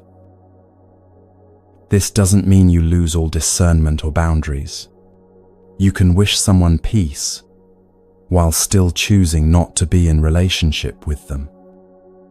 You can offer goodwill while still holding people accountable. Metta isn't about being a doormat. It's about not carrying poison. As you finish your metta practice each morning, take a moment to notice how you feel. Not to judge the feeling, just to notice. Maybe there's warmth in your chest. Maybe there's resistance still. Maybe there's simply quietness. Whatever's there, you've done something countercultural and profound. In a world that constantly tells us to protect ourselves, to guard our hearts, to only give when we're guaranteed return, you've practiced unconditional goodwill. You've chosen to be a person who wishes peace rather than harm, understanding rather than judgment, openness rather than closure. Not because people deserve it, but because that's who you want to be. This opening of the heart, this practice of metta, prepares you for what comes next. Because with an open heart, you can see more clearly. You can observe the movements of your own mind without being so identified with them. You can watch thoughts arise and pass without being swept away by each one. Having cultivated loving kindness, having softened your heart toward yourself and others, you're ready to turn your attention to the nature of thought itself, to observe the mind's theater without getting lost in the show.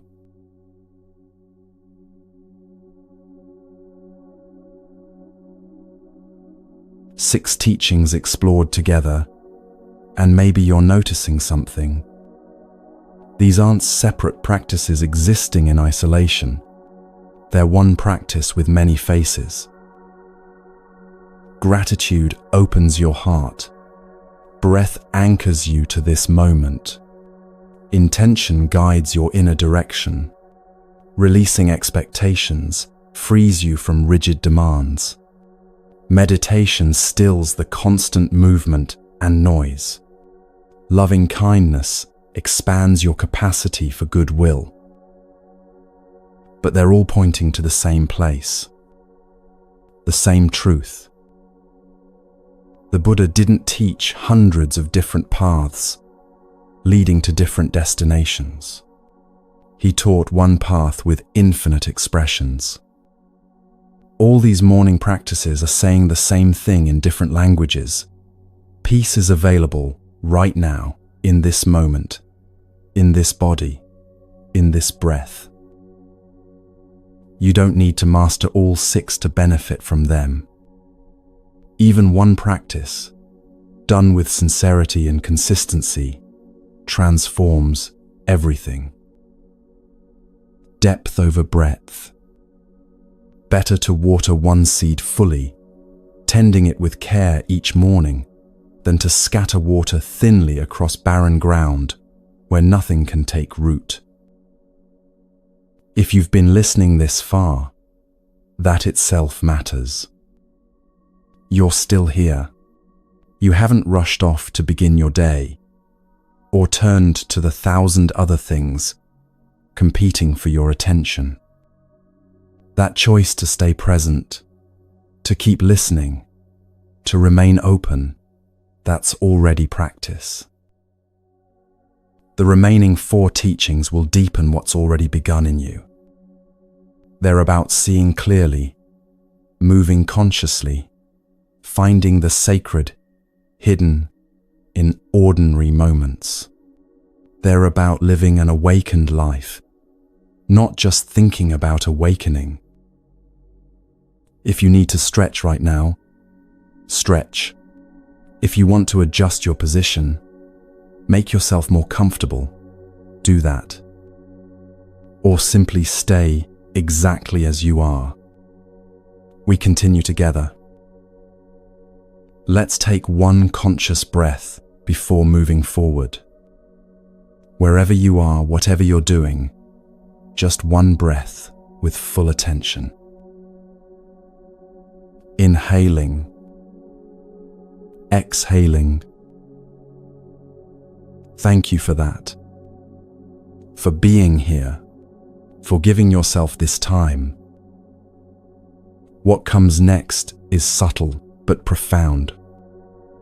We've been working with breath, with heart, with intention.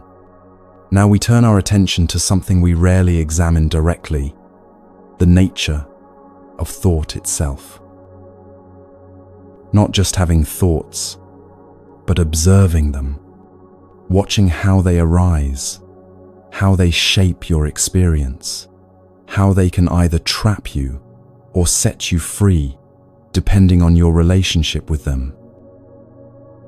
This is where Buddhist practice gets deeply liberating, because when you truly understand the nature of your own thoughts, when you see them clearly for what they are, something fundamental shifts. You discover a freedom you didn't know was possible.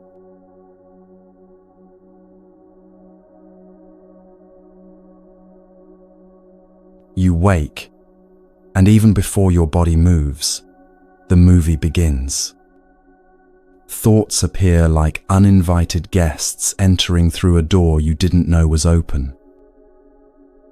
Planning what you need to do today, worrying about what might go wrong, remembering something from yesterday that still bothers you, imagining conversations that haven't happened yet. All of this happens automatically, without your permission, often before you're even fully conscious. And usually, you believe every single one of these thoughts. You take them as truth, as reality, as accurate descriptions of your life and yourself. But here's a Buddhist insight that changes everything once you really see it. You are not your thoughts. This sounds simple, maybe even obvious when you first hear it, but it's actually revolutionary. Most of us live our entire lives completely identified with our thinking, never questioning whether these thoughts are true, never examining where they come from, never recognizing we have any choice about them. You're not your thoughts. You're the awareness in which thoughts appear.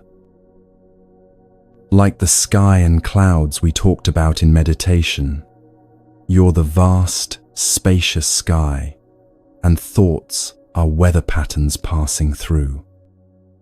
Like the ocean and waves, you're the deep, still ocean, and thoughts are waves moving across the surface. This distinction isn't just philosophical, it's intensely practical and immediately applicable to your real morning, your real life. Maybe your first thought upon waking this morning was, "I'm tired." You probably took that as simple truth. I'm tired. Fact. Done. That's how I am. But is it? Or is it a thought about tiredness appearing in your awareness? The difference seems subtle, but the implications are profound. When you believe, "I am tired," you become that tiredness completely. It defines you. It limits what seems possible. You move through your morning as a tired person, and that identity shapes everything. When you recognize there's a thought about tiredness, suddenly there's space. You're not denying the physical sensation of tiredness, but you're not completely identified with it either. You're the awareness noticing both the tiredness and the thought about it. That space, that small gap between experience and identification with experience, is where freedom lives. So the practice this morning, and every morning, is simple but profound. Before you engage with your thoughts, before you start believing and following them, just notice. What thoughts are here right now? Not to change them, not to fight with them, not to make them go away, just to observe them the way a naturalist might observe birds, with curiosity, without judgment, simply noting what's present. You might silently label them as they arise. Planning, worrying, judging, remembering. Not to stop them. You can't stop thoughts from arising any more than you can stop clouds from forming, but to recognize them as thoughts rather than reality. This recognition changes everything. When you see a thought as a thought, it loses some of its power over you. A thought appears, "This day is going to be terrible." Usually, if you believe that thought, you unconsciously start making it true. Your body tenses in anticipation of difficulty. You approach interactions with defensiveness. You look for evidence that confirms the prediction. And by evening, The day has indeed been terrible, not because it had to be, but because you oriented yourself around that initial thought. But if you observe the thought, "Oh, there's a prediction that today will be terrible," something shifts. You haven't believed it or rejected it. You've simply seen it as what it is, a mental event, a pattern of neurons firing, an interpretation, not a fact. Now you have choice. The thought might still be there, but you're not enslaved to it. You can act from awareness rather than from automatic belief in every thought that crosses your mind. In Buddhist practice, this is called vipassana, insight meditation, or clear seeing. What you're seeing clearly is the nature of mind itself. Thoughts don't arise randomly or magically. They arise based on conditions, your past experiences, your current fears and hopes, your conditioning from childhood, what happened yesterday, what you anticipate for today. They're products of causes and conditions, not objective truths about reality. Understanding this frees you from taking every thought so seriously. Yes, thoughts can contain useful information. Yes, thinking is a valuable tool. But thoughts are not infallible truth tellers, and recognizing that gives you back your power. There's a useful metaphor here. Imagine a river with a strong current. You can jump into that river and be swept away, tumbled by the current, carried wherever the water goes. Or you can sit on the riverbank and watch the current flow past you. Most of us spend our lives in the river of thought, swept along by every mental current, believing we have no choice but to go wherever our thinking takes us. This practice teaches you to sit on the bank. The river of thought still flows. It never stops, but you're not in it anymore. You're watching it flow. You can see where it's going without being dragged along. This doesn't mean you never think. That's a misunderstanding of this practice. Thinking is useful, often necessary. Planning your day requires thought. Solving problems requires thought. Creating anything requires thought. But there's a difference between using thoughts as tools and being used by them. There's a difference between conscious thinking and being unconsciously driven by every thought that arises. When you practice observation, you develop the capacity to think when thinking is useful and to not be thinking when it isn't. You can pick up the tool of thought when you need it, then put it down when you're done. Right now, most of us can't put the tool down. Thinking continues compulsively, even when it's not serving us, churning through the same worries and plans over and over, exhausting us with its constant motion. The Zen master, Shunryu Suzuki, offered beautiful guidance about this. He said, "Leave your front door and your back door open. Let thoughts come and go. Just don't serve them tea." What an image. Thoughts are like visitors passing through your house. You don't need to lock the doors to keep them out. That's impossible and creates more struggle. But you also don't need to invite them to sit down, offer them tea, have a long conversation with each one. Let them pass through. Oh, there's an anxious thought. Hello. Goodbye. There's a planning thought. I see you, you can go now. Doors open, thoughts flowing through, you watching from your seat in awareness. Throughout your day, you'll forget this practice. You'll get completely caught in thought storms, swept away by worry or planning or judgment, completely identified with the mental weather. Then suddenly, you'll remember. Maybe you're in the middle of anxious spiraling about something, and awareness flickers. Oh, I'm lost in thoughts. These are just thoughts, not reality. That moment of remembering is profound liberation. You don't have to have remembered sooner. You don't have to be angry with yourself for getting lost. Just that moment of waking up from the thought dream is enough.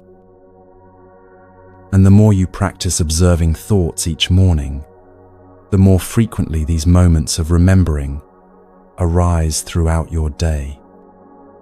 It's like you're strengthening a muscle of awareness that can interrupt the automatic identification with thinking. The Buddha taught about this in the Dhammapada. He said, "We are what we think. All that we are arises with our thoughts." This can sound deterministic, like we're prisoners of our thinking, but there's another layer to understand. We're also the awareness that can watch thoughts arise. If we are what we think, and we can observe our thoughts, then we can have some say in what we cultivate in mind. We can't control what thoughts arise. They emerge from deep conditioning. But we can choose which ones we engage with, which ones we water and feed, which ones we let pass through without serving tea. This is different from positive thinking or thought suppression. You're not trying to force yourself to think only happy thoughts. You're not pushing away negative thoughts. You're simply learning to recognize all thoughts as thoughts, mental events, not absolute truths about you or your life. Difficult thoughts can arise: self-criticism, anxiety, despair, and instead of believing them completely or fighting them desperately, you can meet them with awareness. There's a self-critical thought. It feels painful, but it's a thought, not an objective assessment of my worth. That space of awareness doesn't make the thought pleasant, but it prevents you from drowning in it. You're holding it in something larger, the spacious awareness that can contain all thoughts without being defined by any single one. Your mind will wander during this very practice of observing thoughts. You'll try to watch thoughts and immediately get lost in one, following it down a rabbit hole before you realize what happened. This is not failure. Noticing you've wandered is the awakening. That moment of recognition, oh, I was lost, and now I'm aware again. That's the practice working. Every time you notice and return, you're strengthening awareness. Think of it like training a puppy. The puppy wanders off constantly. You don't beat the puppy or shame it for wandering. You just gently bring it back, again and again, patiently. Eventually, through repetition and kindness, the puppy learns to stay. Your attention is like that puppy. It will wander into thought constantly. You gently bring it back to observation, to awareness, to watching rather than being swept away. Over time, attention becomes more stable, less easily captured by every passing thought. As you lie there tomorrow morning or sit in your morning quiet, you can practice this observation. What thoughts are present? Can you watch them arise without immediately believing them or following them? Can you create even a tiny bit of space between awareness and thought? This space is sacred in Buddhist practice. In that space, you're not controlled by conditioning. In that space, you can respond wisely rather than react automatically. In that space, freedom becomes possible. And here's something you'll discover over time. As you become more familiar with observing thoughts, you start noticing patterns. You see the same worry loop appearing morning after morning. You recognize your mind's habitual strategies, the ways it tries to protect you through overthinking, the stories it tells to make sense of uncertainty. Seeing these patterns doesn't immediately dissolve them, but it lessens their power. When you recognize, oh, this is my morning anxiety pattern. I've seen this 100 times. The pattern becomes less convincing. It's like watching a movie you've seen so many times you know every scene. You're no longer lost in it. This clear seeing, this observation of the mind's patterns and habits, extends beyond thoughts into everything. You start noticing patterns in how your body holds tension, how your emotions move through you, how you react to others. And sometimes, in moments of grace, you notice something even more subtle. You notice the awareness itself, not the thoughts, not the observer of thoughts, but the quality of being aware, the consciousness in which everything appears. This gets into territory that's hard to describe with words, but you might touch it in your practice. A moment when you're not caught in thought, but also not effortfully watching thoughts, just resting as awareness itself, prior to all the mental content. These moments are brief at first, easy to miss, but they point to something the Buddha discovered. Your true nature isn't the stream of thoughts, it's the awareness in which thoughts appear and disappear. We'll explore that more as we continue, but for now, the practice is simpler. Just notice thoughts. Watch them arise. See them for what they are, mental events, not absolute truth. Return to this watching whenever you remember. This clear seeing extends naturally into your body and your expressions. Because as you observe the mind's patterns, you start noticing how thought creates tension, how mental states manifest physically. And this brings us to something surprisingly powerful in its simplicity, the gesture of a gentle smile offered to yourself before the day begins.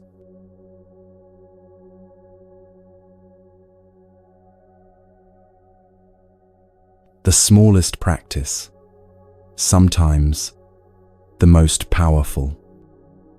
Before you even open your eyes fully this morning, before you move your body or speak a word, there's something you can do that takes no time and costs nothing. The corners of your mouth, lifting slightly. Just that. A gentle smile, so subtle it might be invisible to anyone watching. If you've seen statues of the Buddha You've probably noticed that slight smile on his face. Not a big grin, not forced happiness, just a soft upward curve at the lips.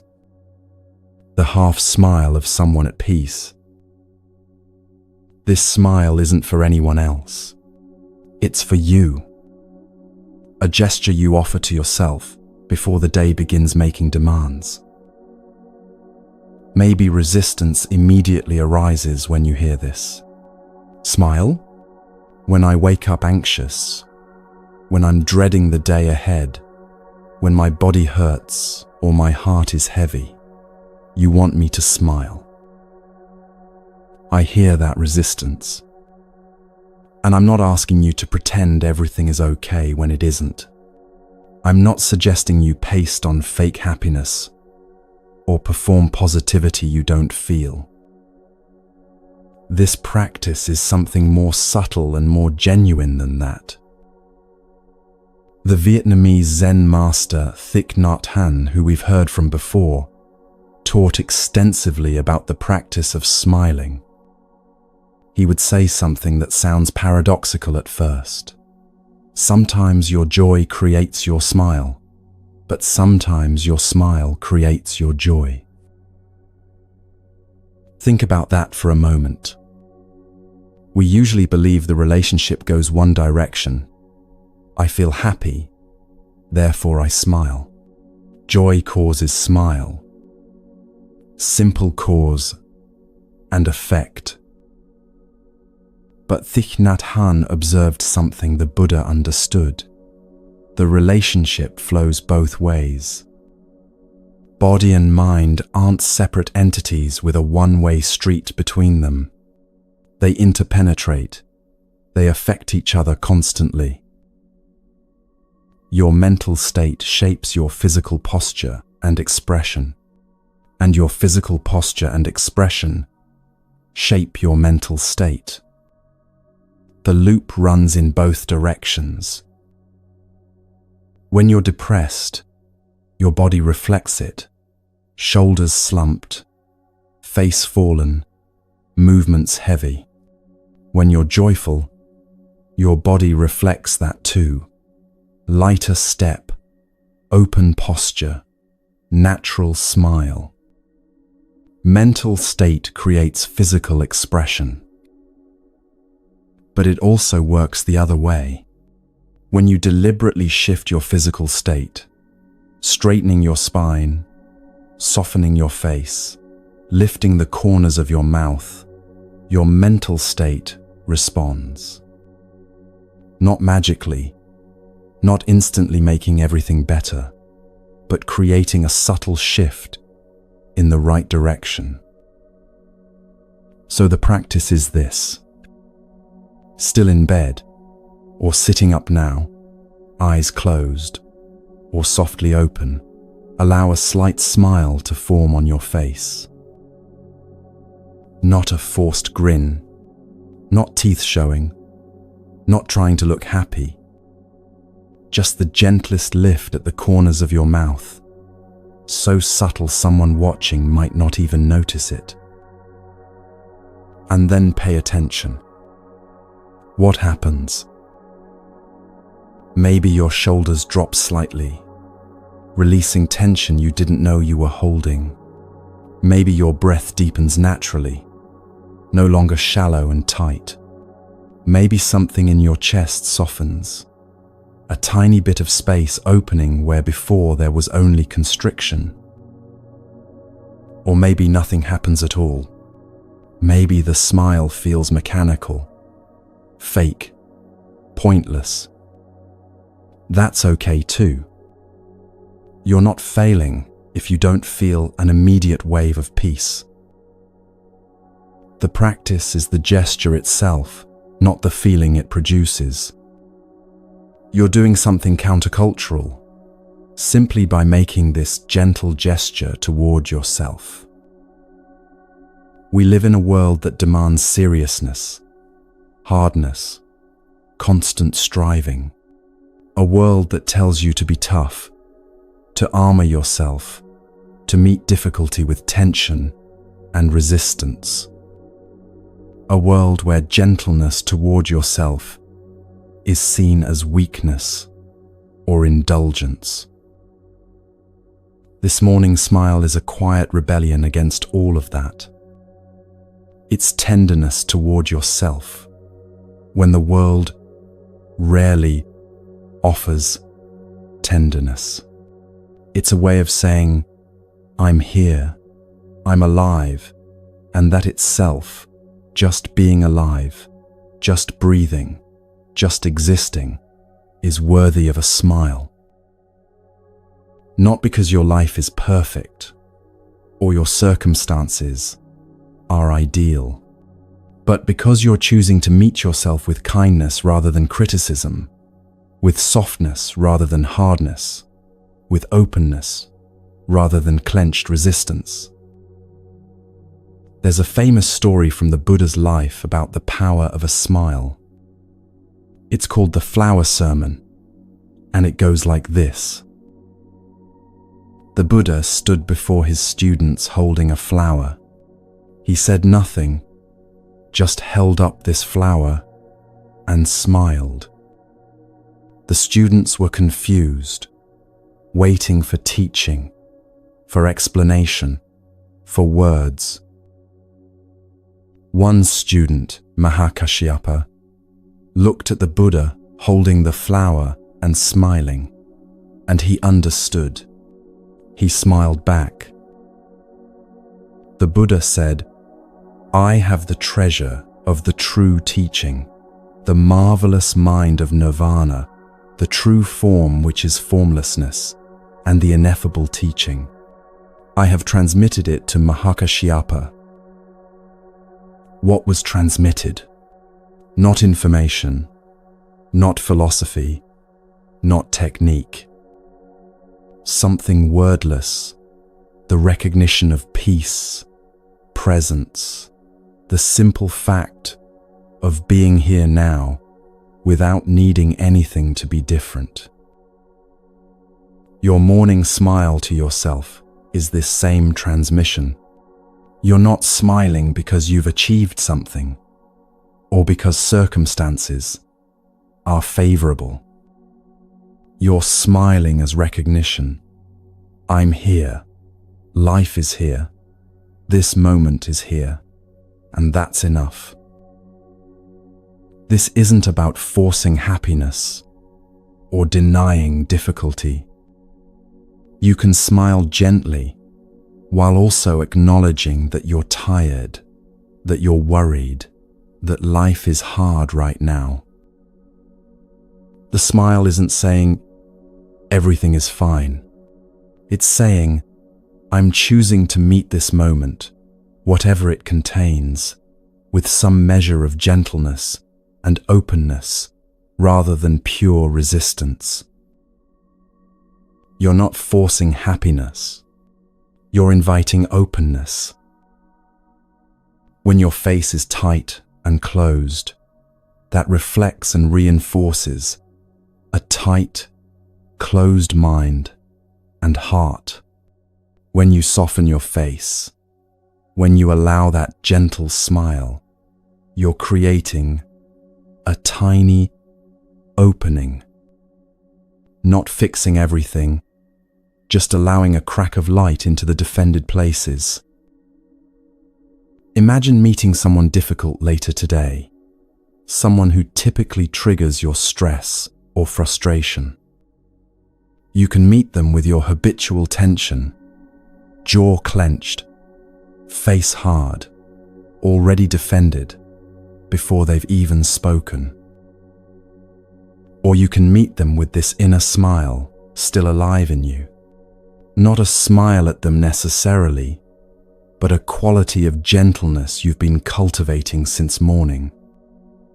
The encounter will be entirely different, not because they've changed, but because you're meeting them from a different place inside yourself.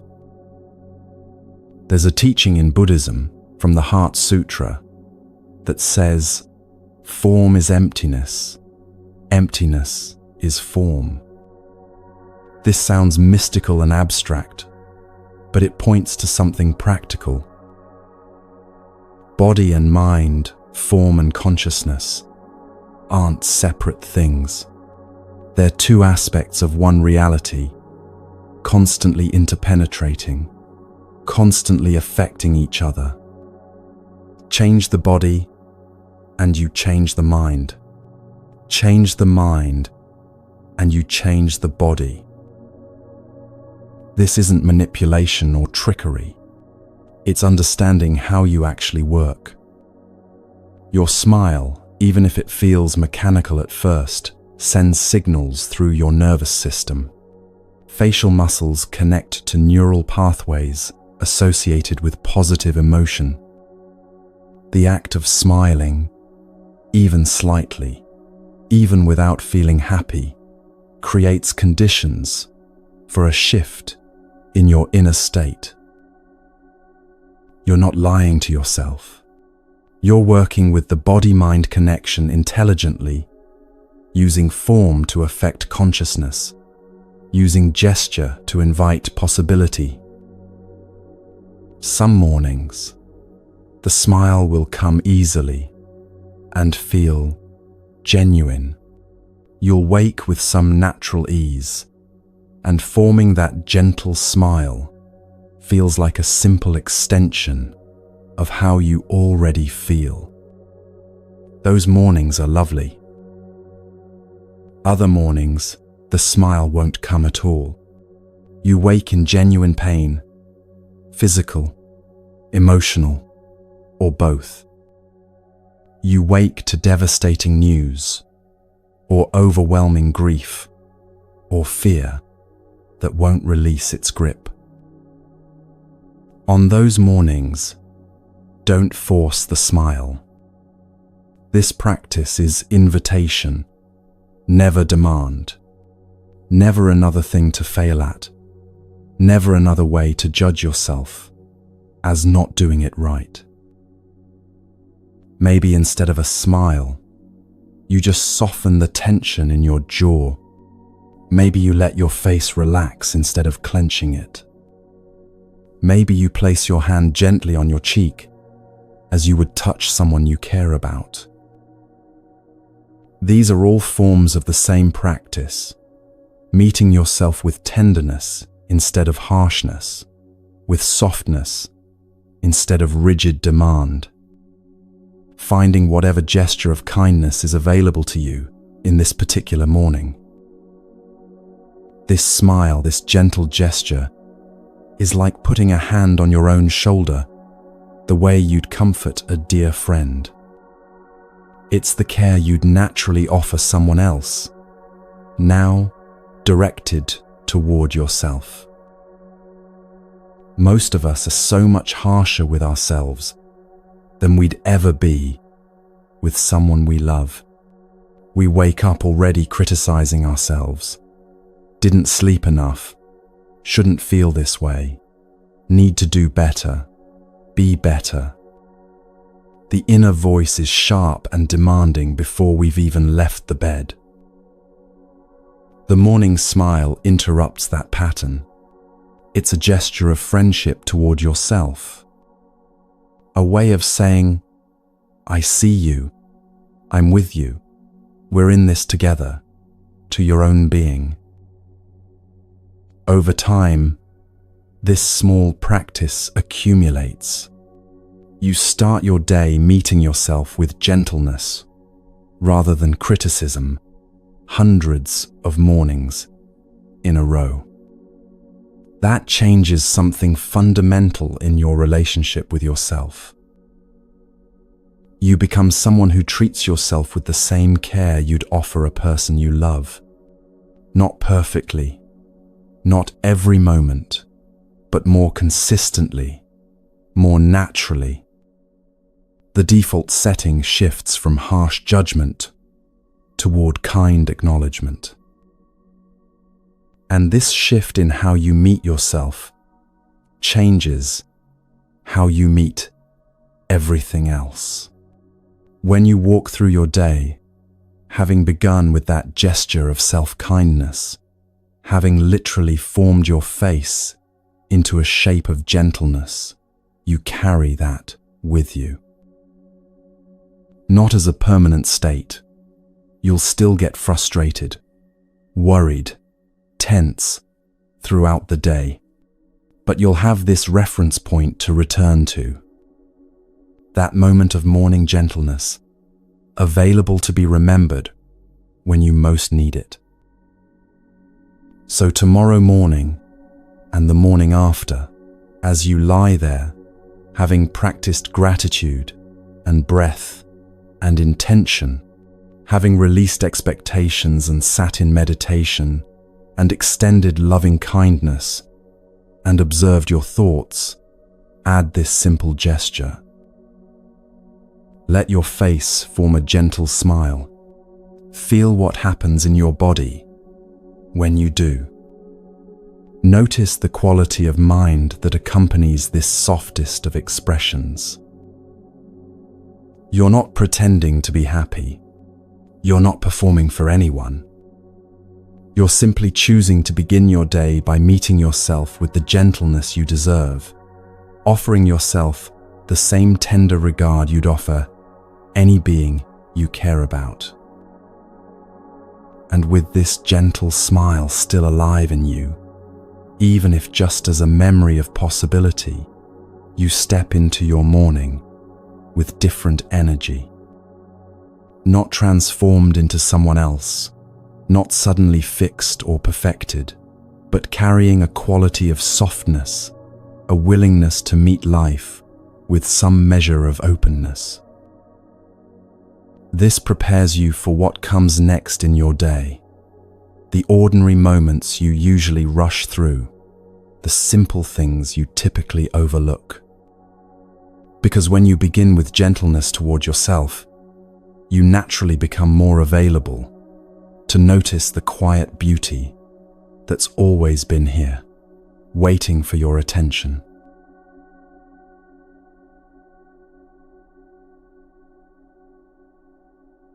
First sip of water after a night's sleep. If you've ever paid attention to it, really felt it, there's something remarkable about that simple act. The water touches your lips, cool and clear. You feel it travel down your throat. Feel your body receiving it after hours without hydration. Simple, utterly ordinary, something you've done thousands of times. And yet, if you're actually paying attention, there's something almost sacred about it. We rush past these moments constantly. We're drinking water, but thinking about the meeting later, the email we need to send, the problem we need to solve. We're always racing toward the next thing, the important thing, the thing that really matters. But Zen Buddhism asks a question that stops us in our tracks. What's more important than this sip of water? What's more important than this breath moving through you right now? What's more important than this step you're taking? We've been conditioned to believe that important things are always somewhere else, in the future, requiring effort and achievement to reach. But what if the most important thing is simply being present for what's actually here? There's a famous Zen teaching that says, before enlightenment, chop wood, carry water. After enlightenment, chop wood, carry water. Think about that. Same actions, same ordinary tasks, same daily routine. The wood still needs chopping. The water still needs carrying. Nothing in the external world changes. But everything changes because the person chopping wood and carrying water is different, not in what they do, but in how they're present while doing it. They're no longer sleepwalking through these moments.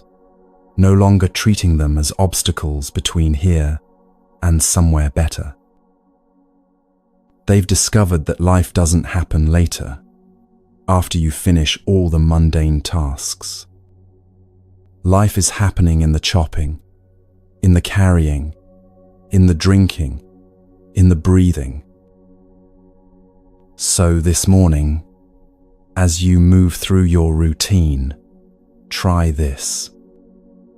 Look at the light coming through your window, not a glance, but actually seeing it. Notice the quality of morning light, how it's softer than afternoon light, how it has a different color, a different feel. See how it creates shadows in the room, how it touches objects, how it changes the appearance of everything it falls upon. You've looked out this window hundreds of times, maybe thousands. But have you ever really seen this particular morning light? This exact quality of illumination that exists only now and will be different in an hour, different tomorrow, never quite this way again. Buddhist practice points to something we constantly miss.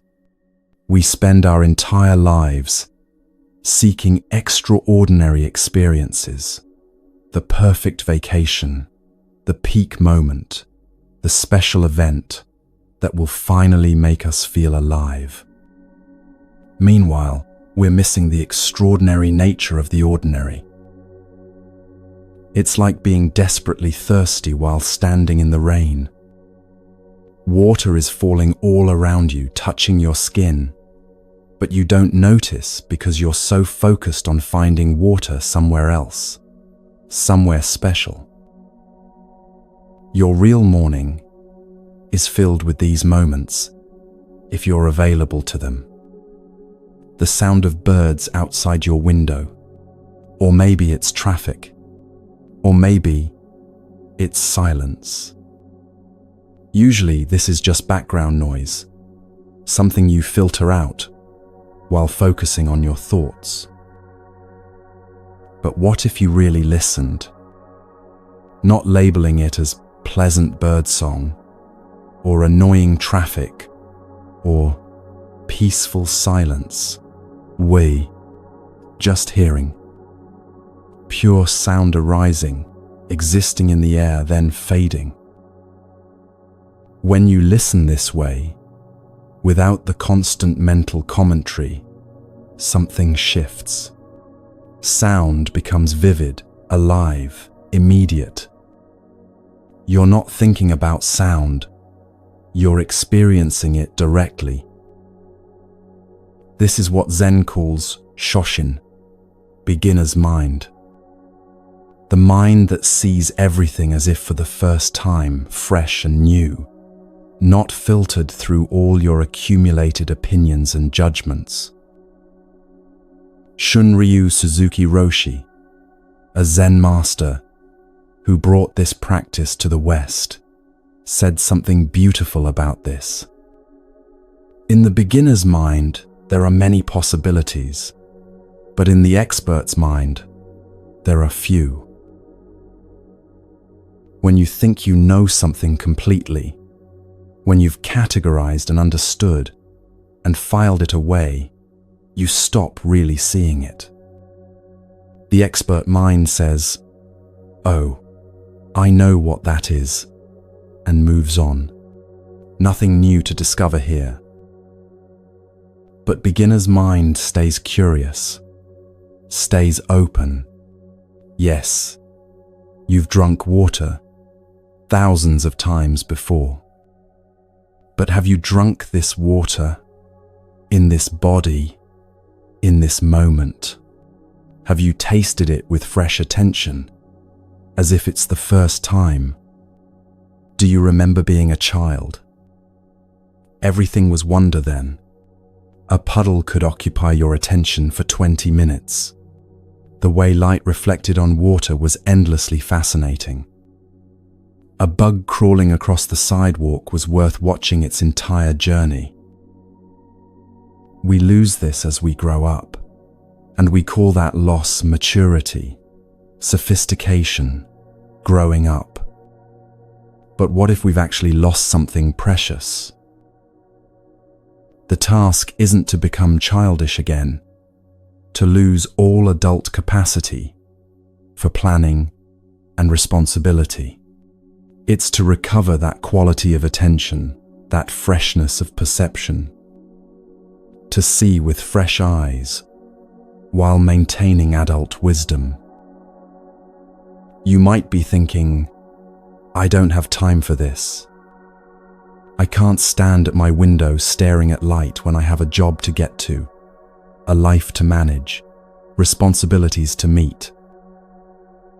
But here's the thing. You're looking out the window anyway.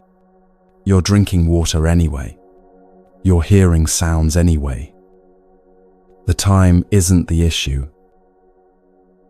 The difference is presence or absence. Are you actually here for your own life? Or are you perpetually somewhere else, in your mind? Same time, completely different experience. The Buddha taught about contentment in a way that's relevant here. He said, health is the greatest gift, contentment the greatest wealth, trust the greatest relationship.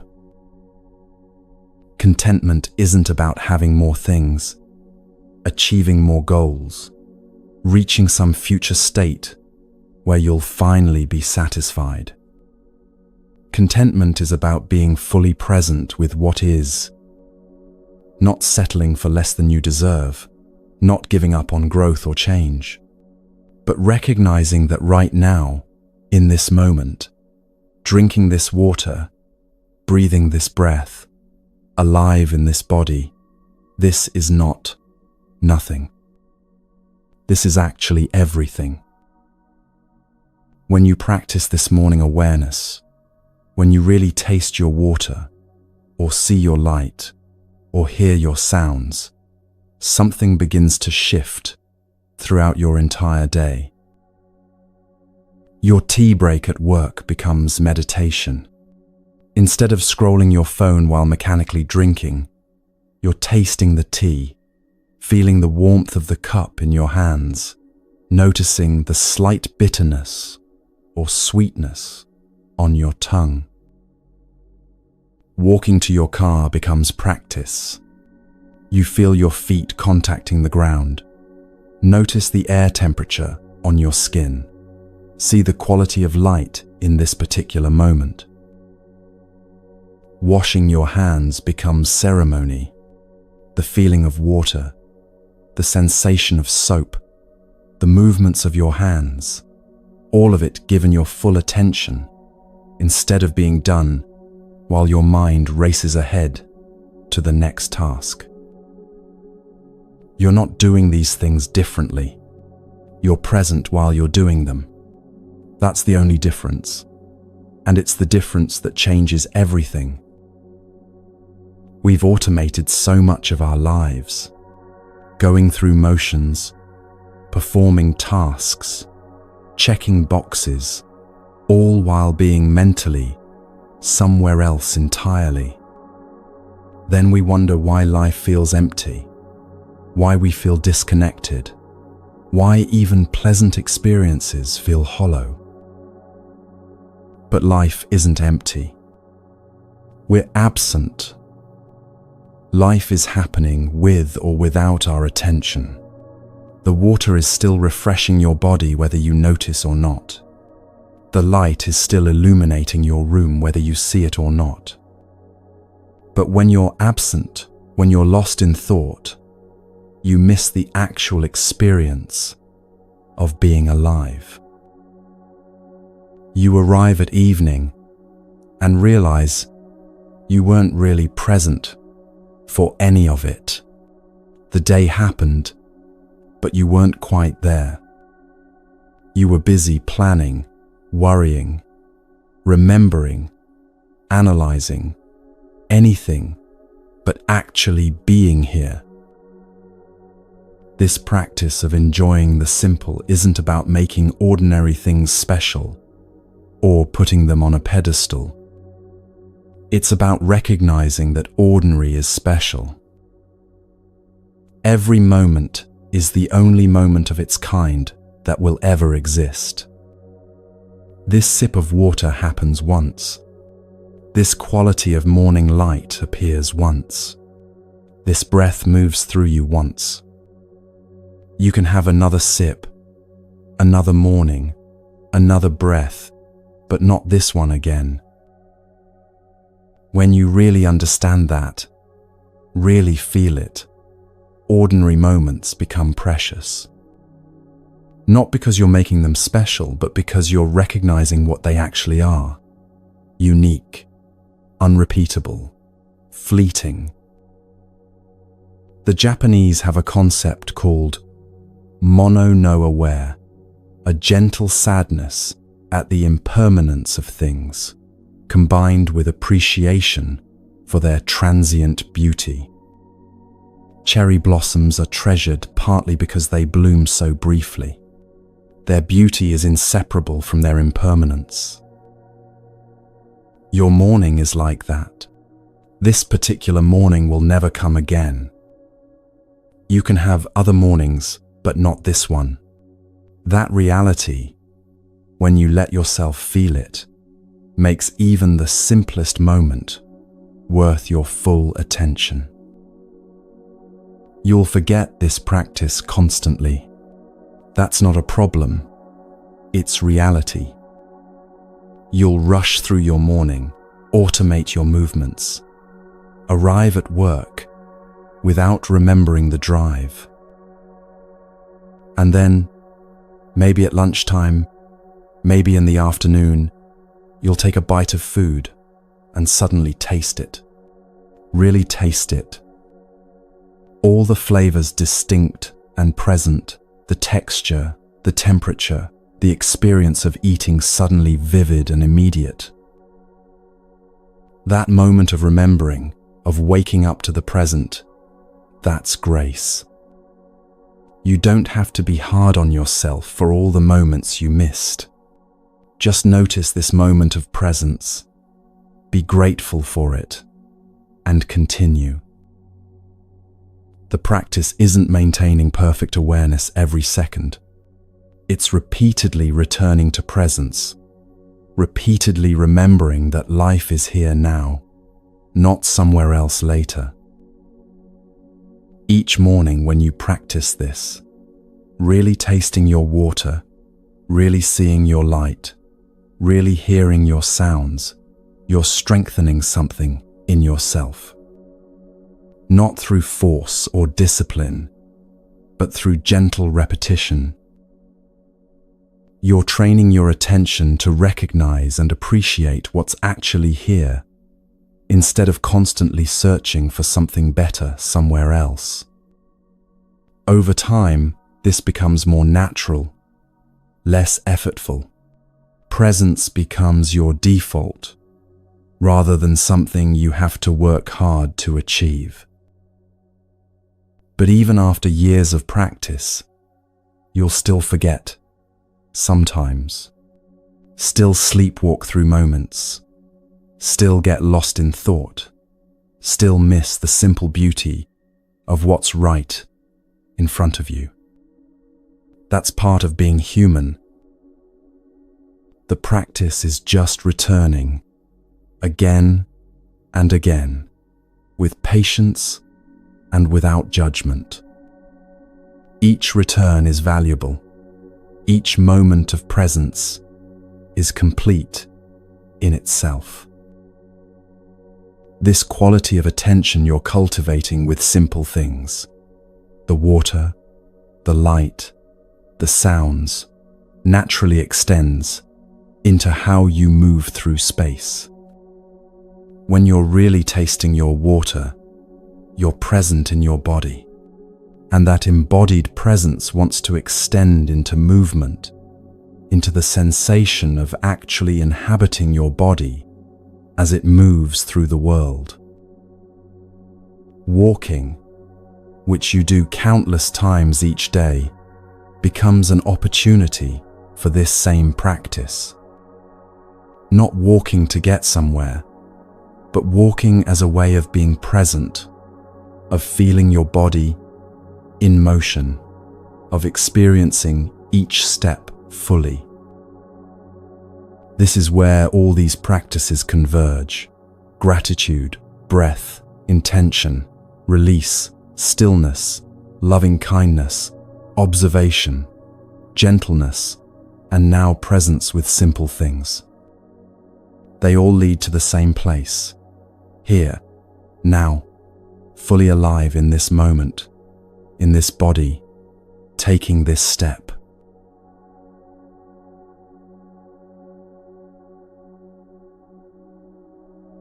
The first steps of your day. Usually, you take them without a second thought. Feet hit the floor, body moves from bed to bathroom, completely automatic, mind already racing ahead to what needs to happen today. But what if these steps were sacred? What if the very first movements of your body could be a practice, a meditation, a way of honoring the gift of being alive and able to move? Thich Nhat Hanh, the Zen master whose wisdom we've encountered throughout these teachings, offered an instruction so beautiful it stops you in your tracks. He said, "Walk as if you are kissing the earth with your feet." Just let that image settle in you for a moment. Walking not as transportation, not as getting from here to there, but as a gesture of love, of tenderness, of gratitude for the ground that holds you. What would it feel like to walk that way? To place each foot down gently, consciously, as if the earth itself were precious? The practice is simpler than it might sound. Upon rising from bed this morning, before you rush to the bathroom or kitchen, before your mind fully engages with the day's demands, walk slowly. Just slowly. Not rushing toward a destination, but being present with the movement itself. Feel your foot meet the floor. Notice how it happens. Heel first, then the ball of your foot, then your toes. Feel the weight shifting from one foot to the other. Notice the balance required, this complex coordination of muscles and bones and nervous system that you completely take for granted. Every step is actually a small miracle. Your body knows exactly how to distribute weight, how to maintain balance, how to coordinate hundreds of muscles without any conscious direction from you. You've been walking for so long that you've forgotten how remarkable it is. Think about your real morning. Maybe it's only 10 steps from your bed to the bathroom. Usually you take those steps while thinking about your schedule, planning conversations, worrying about deadlines, reviewing yesterday's mistakes.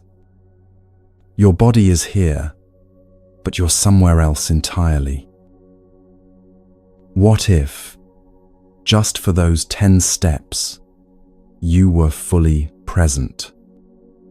Not thinking about where you're going, but experiencing the walking itself. You can coordinate your steps with your breath if you want, breathing in as you lift one foot, breathing out as you place it down, or finding your own natural rhythm where breath and movement flow together without force. In Zen Buddhist tradition, this is called kinhin, walking meditation. Monks practice this between periods of sitting meditation, walking slowly and mindfully around the meditation hall. But here's what's important to understand. Kinhin isn't a break from meditation. It's not rest between the real practice of sitting. Walking itself is the practice. Sitting is meditation in stillness. Walking is meditation in motion. Both are complete practices on their own. Both are ways of being fully present, fully alive, fully here. You've walked thousands upon thousands of times in your life. But have you ever really walked? Have you felt the extraordinary complexity of what's happening? The signals from brain to muscles, the balance adjustments happening millisecond by millisecond, the coordination of breath and movement and intention. This is what it means to be alive. Not just moving through space, but being conscious of the movement, experiencing it, feeling it from the inside. As you walk, you might silently say to yourself, "I am here, I am alive." Not as an affirmation you're trying to convince yourself of, but as simple recognition of what is. Here, truly, here, in this body, in this moment, in this step, alive, actually alive, breathing, moving, experiencing. The Buddha himself walked everywhere. In ancient India, teachers traveled from village to village on foot, and the Buddha spent decades walking the dusty roads, mindful of each step. He taught while walking, meditated while walking, lived his awakened life while walking. His students would later say that all of India was covered in the Buddha's mindful steps, not because he walked more than others, but because he walked differently. Each step fully inhabited, fully conscious, fully present. As you practice this walking, you start discovering something profound. The destination isn't separate from the journey. You're not walking to the bathroom. You're just walking. This moment of walking, this step, is complete in itself. It doesn't need to lead anywhere to have value. It's not a means to an end. It simply is. This understanding changes everything. Because if this step is complete in itself, then so is this breath, this moment, this instant of being alive. You stop living in perpetual anticipation of something better later and start experiencing what's actually here now. Later in your day, you'll walk to your car, to meetings, to lunch, to countless destinations. You can bring this same presence to any of those walks. Not always. You'll forget more often than you remember at first. Your mind will be planning, worrying, replaying conversations, and suddenly you'll arrive somewhere without remembering the journey at all. That's normal. That's human. But sometimes you'll remember. Maybe halfway to your car, you'll suddenly become aware that you're walking. Your feet are touching ground. Your body is moving through space. You're alive and in motion. That moment of remembering is everything.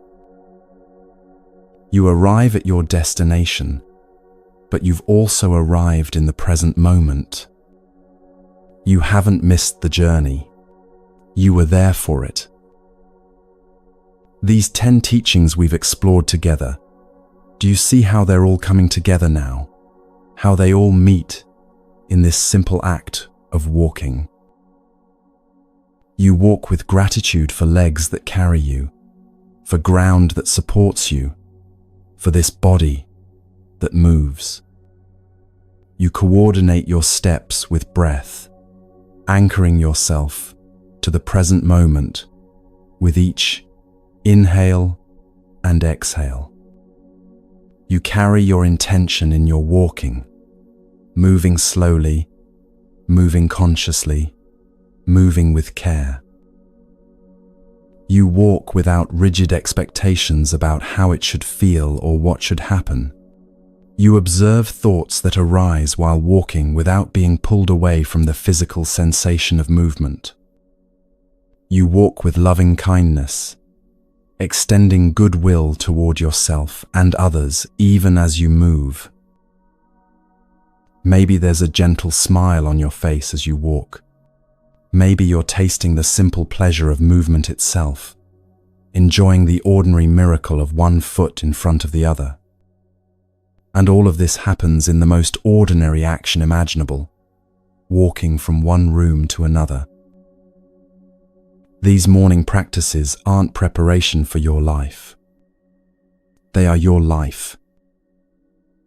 You're not doing gratitude practice so you can then go live your real life later. Gratitude is life. Conscious breathing is life. Mindful walking is life. This is it. Right here, right now. Thich Nhat Hanh said something else worth carrying with you. Life is available only in the present moment. Not mostly available in the present moment. Not sometimes available. Only available. You can remember the past and plan for the future, but you can only actually live right now. And the present moment is available in each step you take. This is the profound ordinariness of Buddhist practice.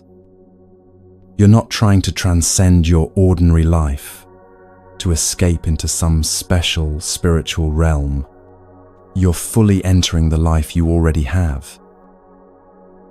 The sacred isn't somewhere else, waiting for you to achieve enough, or change enough, or become enough to access it.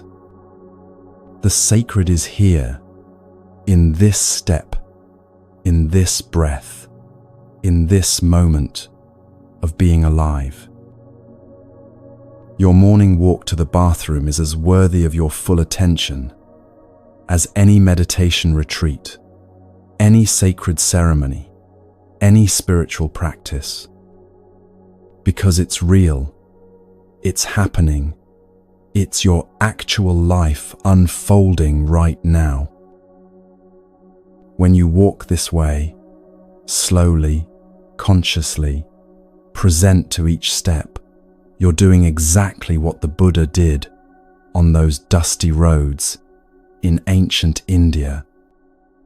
You're living an awakened life, not just thinking about awakening, or preparing for it, or hoping for it someday. You're awake right now, in this step. Tomorrow morning, and the morning after, you don't need to do all 10 of these practices perfectly. You don't need to do all 10 at all. Maybe you start with just one. Maybe gratitude, that hand on your heart, that simple thank you before the day begins. Maybe it's these mindful steps, walking slowly and consciously instead of rushing on autopilot. Maybe it's the gentle smile, that small gesture of kindness toward yourself. Whatever calls to you, whatever feels possible right now, that's your beginning. That's enough. You don't need to be perfect at it. You don't need to do it the same way every day. You don't need to never forget or never get distracted, or never fall back into old patterns. You just need to begin. And then begin again tomorrow, and again the day after that. Each morning is a new opportunity, a fresh chance to meet yourself with kindness, to start your day consciously rather than automatically, to choose presence over absence. The practices are simple because truth is simple. We complicate it. We make it difficult. We create elaborate spiritual systems and techniques. But the Buddha's discovery was profoundly simple. Be here, be awake, be kind. Everything else is just different ways of saying the same thing. Different doors into the same room. Different paths up the same mountain. These 10 teachings are now planted in your awareness like seeds in soil. Some will take root immediately, sprouting into practices you do daily. Others will lie dormant for a while, before suddenly making sense, before becoming part of your morning rhythm. All of them are available to you whenever you need them. You might return to this recording tomorrow, next week, months from now, when you've forgotten and need to remember again. The teachings will be here, patient and unchanging, waiting for you to return. Because that's what practice is, returning. Not achieving some permanent state of enlightenment where you never struggle or forget or fall back into unconsciousness. Just returning again and again with gentleness and without judgment. Each return is complete. Each moment of remembering is enough. Each conscious step, each grateful breath, each gentle smile, complete in itself, perfect as it is. So tomorrow morning, take your first steps mindfully. Feel your feet kiss the earth. Be here for it. Be alive for it. And carry that quality of presence with you as you move into your day, knowing that every step is an opportunity to arrive, to be here, to live this one precious life with awareness and care. These teachings have been offered. Now they're yours to practice, to explore, to make your own. Walk gently into your morning. Walk gently into your life.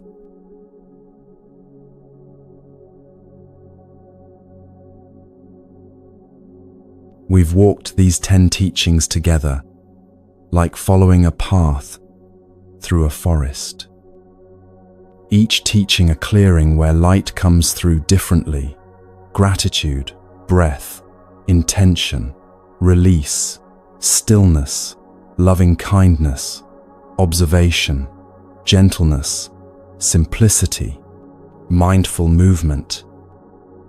But it's all been one path, one forest, one light, showing itself in different ways. You don't need to carry all 10 teachings with you tomorrow. That would be a heavy burden, and that's not what practice is. Choose one that resonated with you. Maybe it was gratitude, that simple hand on heart saying, "Thank you." Maybe the gentle smile spoke to you, that small gesture of tenderness toward yourself. Maybe it was these final steps, walking with awareness instead of rushing on autopilot. Whatever called to you, that's your practice tomorrow. Just that one, and that's enough. The Buddha taught 84,000 different Dharma doors, they say, all leading to the same place: peace, presence, freedom from suffering. Don't try to walk through every door at once. Find the one that's open for you right now and step through it. Tomorrow morning your alarm will sound, or you'll wake naturally with first light, and you'll have a choice. The old pattern is still there, reaching immediately for your phone, mind racing before you're even fully awake, day beginning from a place of reactivity and tension. That pattern has grooves worn deep from years of repetition. It will still be the easier path. But now there's another possibility. Hand on heart, one breath, a moment of conscious beginning before the day sweeps you away. This choice isn't made once and then done. It's made every single morning. And here's what's true about practice that nobody talks about enough. You won't be perfect at it. Some mornings you'll forget everything we've explored here. You'll be halfway through your day before you suddenly remember, oh, I was going to practice gratitude this morning. I was going to breathe consciously. I completely forgot. That's not failure. That's being human. The practice isn't never leaving, never forgetting, never falling back into old patterns. The practice is returning, again and again, with patience and without harsh judgment, just coming back. In the Buddha's final words to his students before he died, he said something profound. Be a lamp unto yourself. He didn't say, follow me blindly, worship me, depend on me for your awakening. He said, find your own light. These teachings are matches I've offered you, but you must strike them yourself. This isn't about becoming a different person. You're not broken and needing to be fixed. You already have what Buddhists call Buddha nature, the capacity for awareness, for peace, for presence. It's already in you, complete and whole. These practices don't create something new. They remove the obscurations, like wiping dust from a mirror. The mirror was always clear underneath. Everyone who's listened to these teachings with you, across cities and countries and time zones, people you'll never meet, you're all connected by this shared practice. This isn't solitary work, even though you do it alone each morning. There's an invisible web connecting everyone who chooses to begin their day consciously, who practices presence, who walks gently through this life. You're not alone in this. The Dhammapada, one of the Buddha's core teachings, says this: better than 1,000 hollow words is one word that brings peace. You now have 10 words, 10 practices. Even one of them, lived fully and sincerely, is enough to change everything. So tomorrow morning, when you wake and the day hasn't yet made its demands, remember, you have a choice. You have these practices. You have this moment. The morning is a door opening. You can walk through it awake. Thank you for these hours we've spent together, for your willingness to listen, to consider, to maybe try one of these practices tomorrow morning. Your practice matters. You matter.